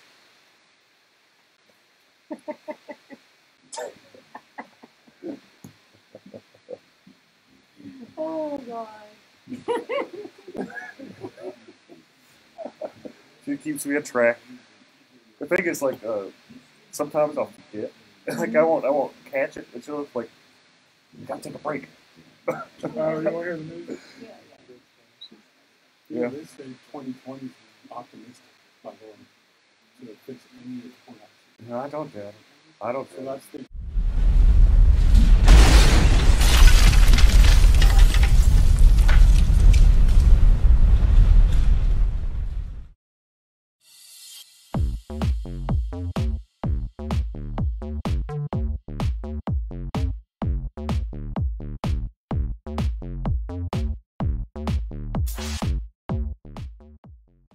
in 2021, 2022, it's in 2020 is optimistic. My hope is that they actually, the problem with the criminal courthouse, well, there's a lot of problems in the criminal courthouse, but the biggest problem that I saw is that you couldn't get into the darn thing.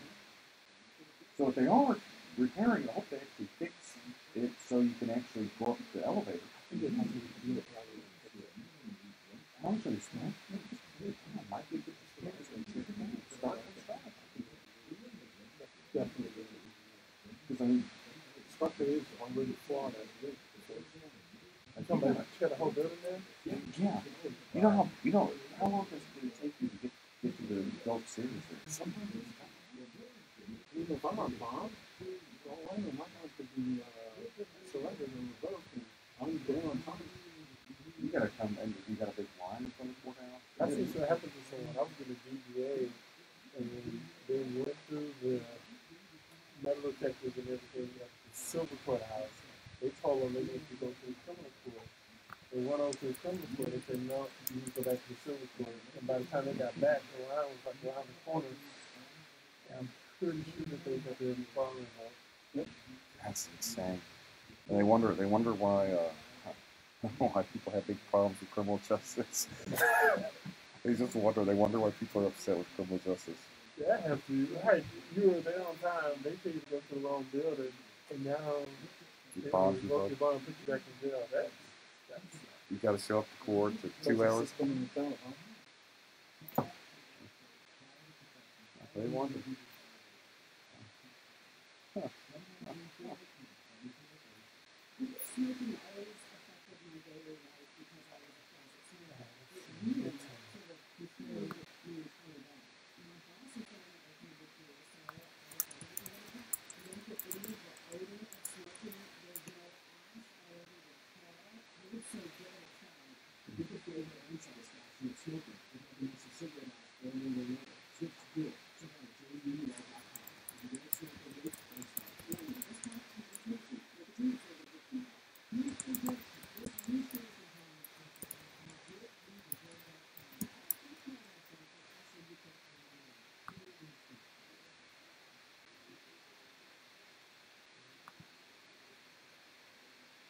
when you're looking at the growing business, you know the new business, the buying time for the copy machine.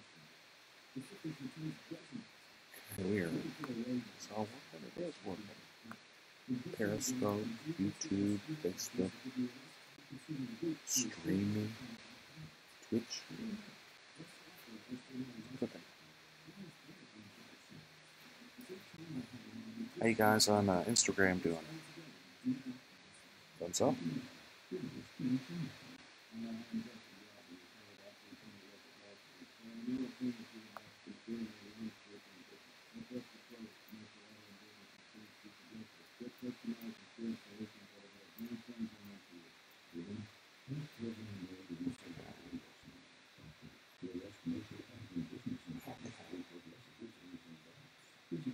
Not that much time left.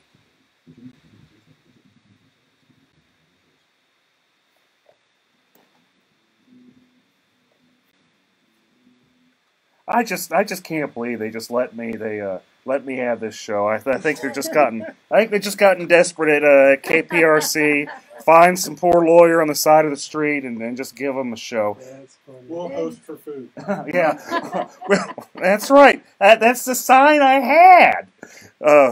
Thanks, guys. I'm back. Eric Dick. Let's just kind of jump into it.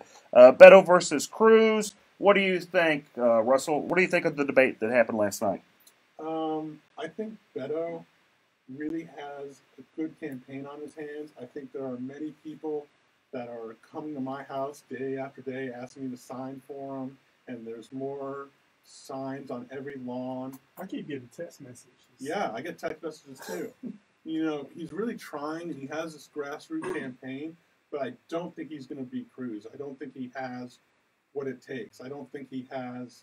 I think he's likable, but I don't think He doesn't have the experience. He doesn't have the experience. He doesn't have the aura about him to be our next senator. Since when did his experience become a requirement to win an election? I guess not. What are you talking about, man?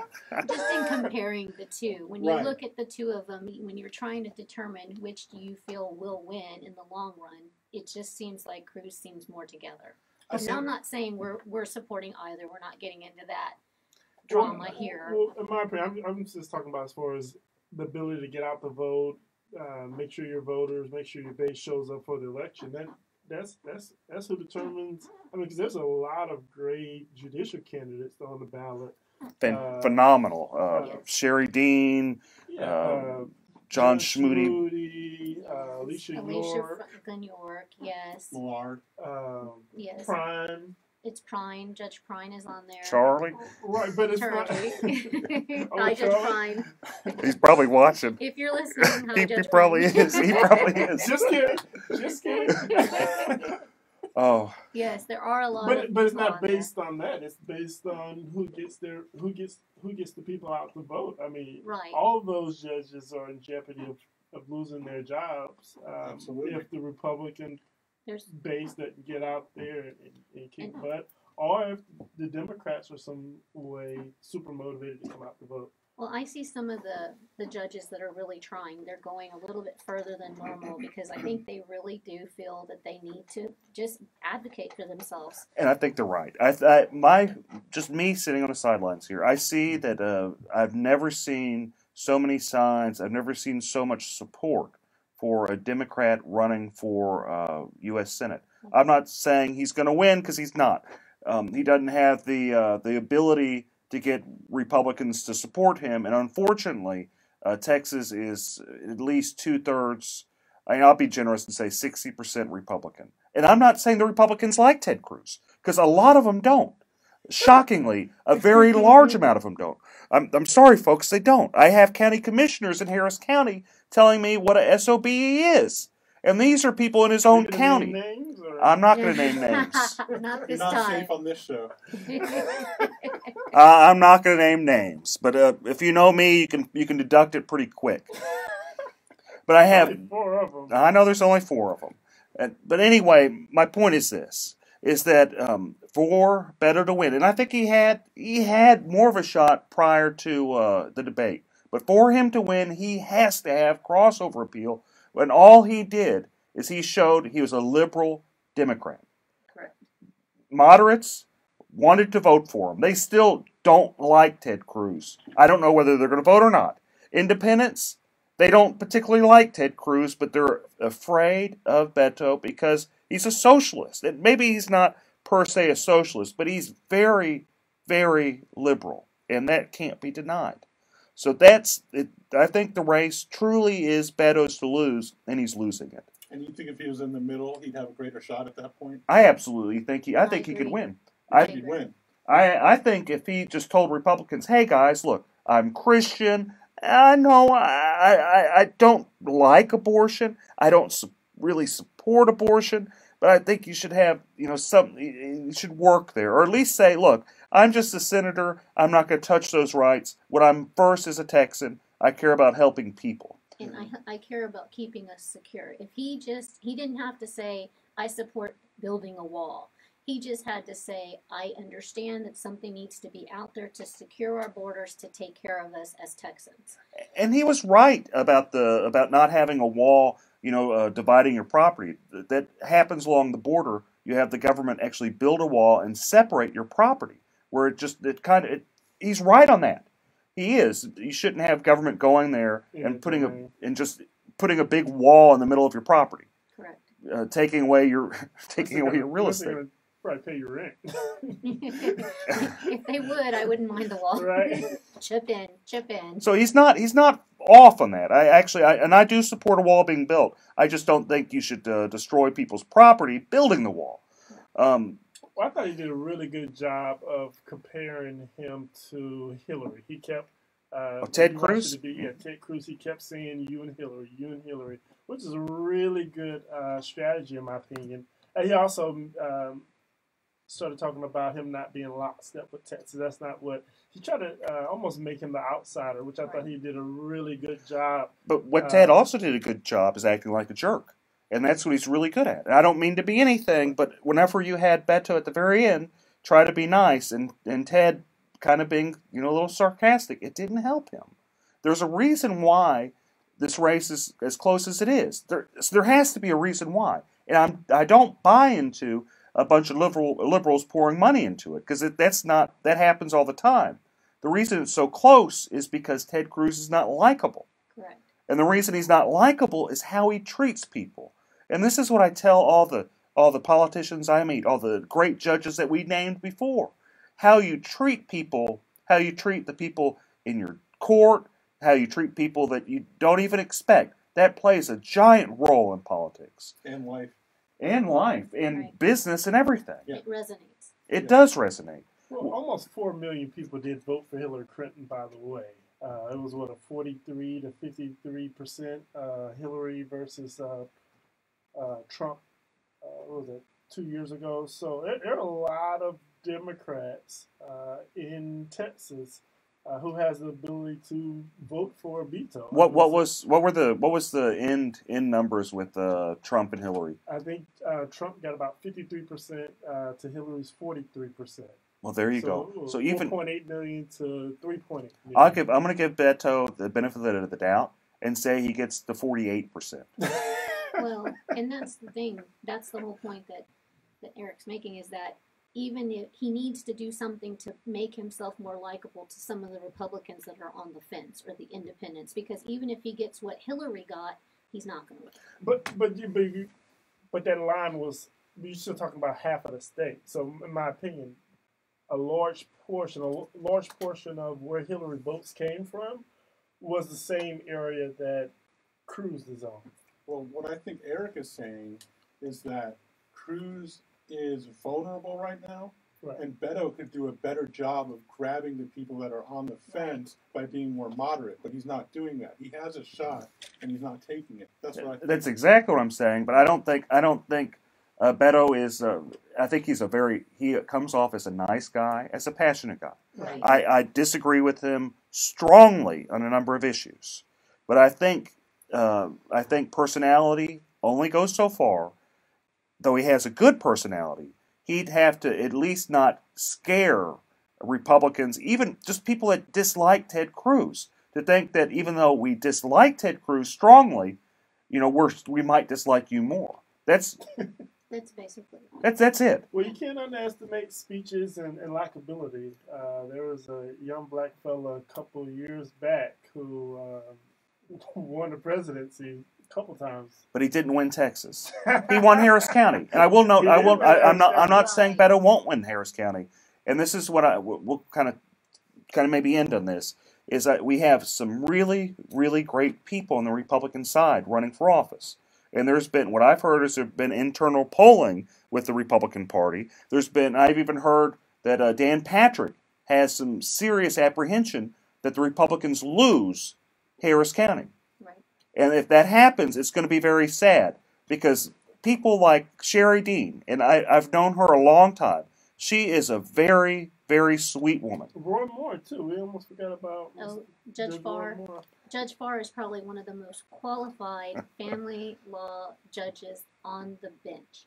He's amazing, and he's he's up for re-election, and that's what's going to be difficult is if people go out there and vote straight party, which I do not advocate. Please don't do that. If you don't know anything about these family law judges, message me on Facebook. I'm happy to discuss it with you. I'm happy to tell you why I support these judges, because they have experience.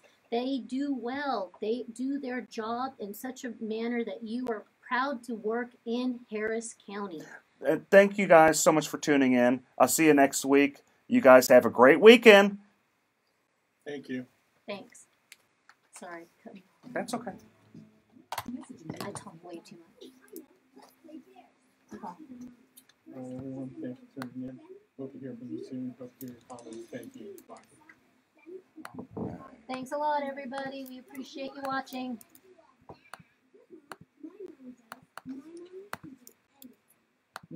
Okay, got that done. Still learning this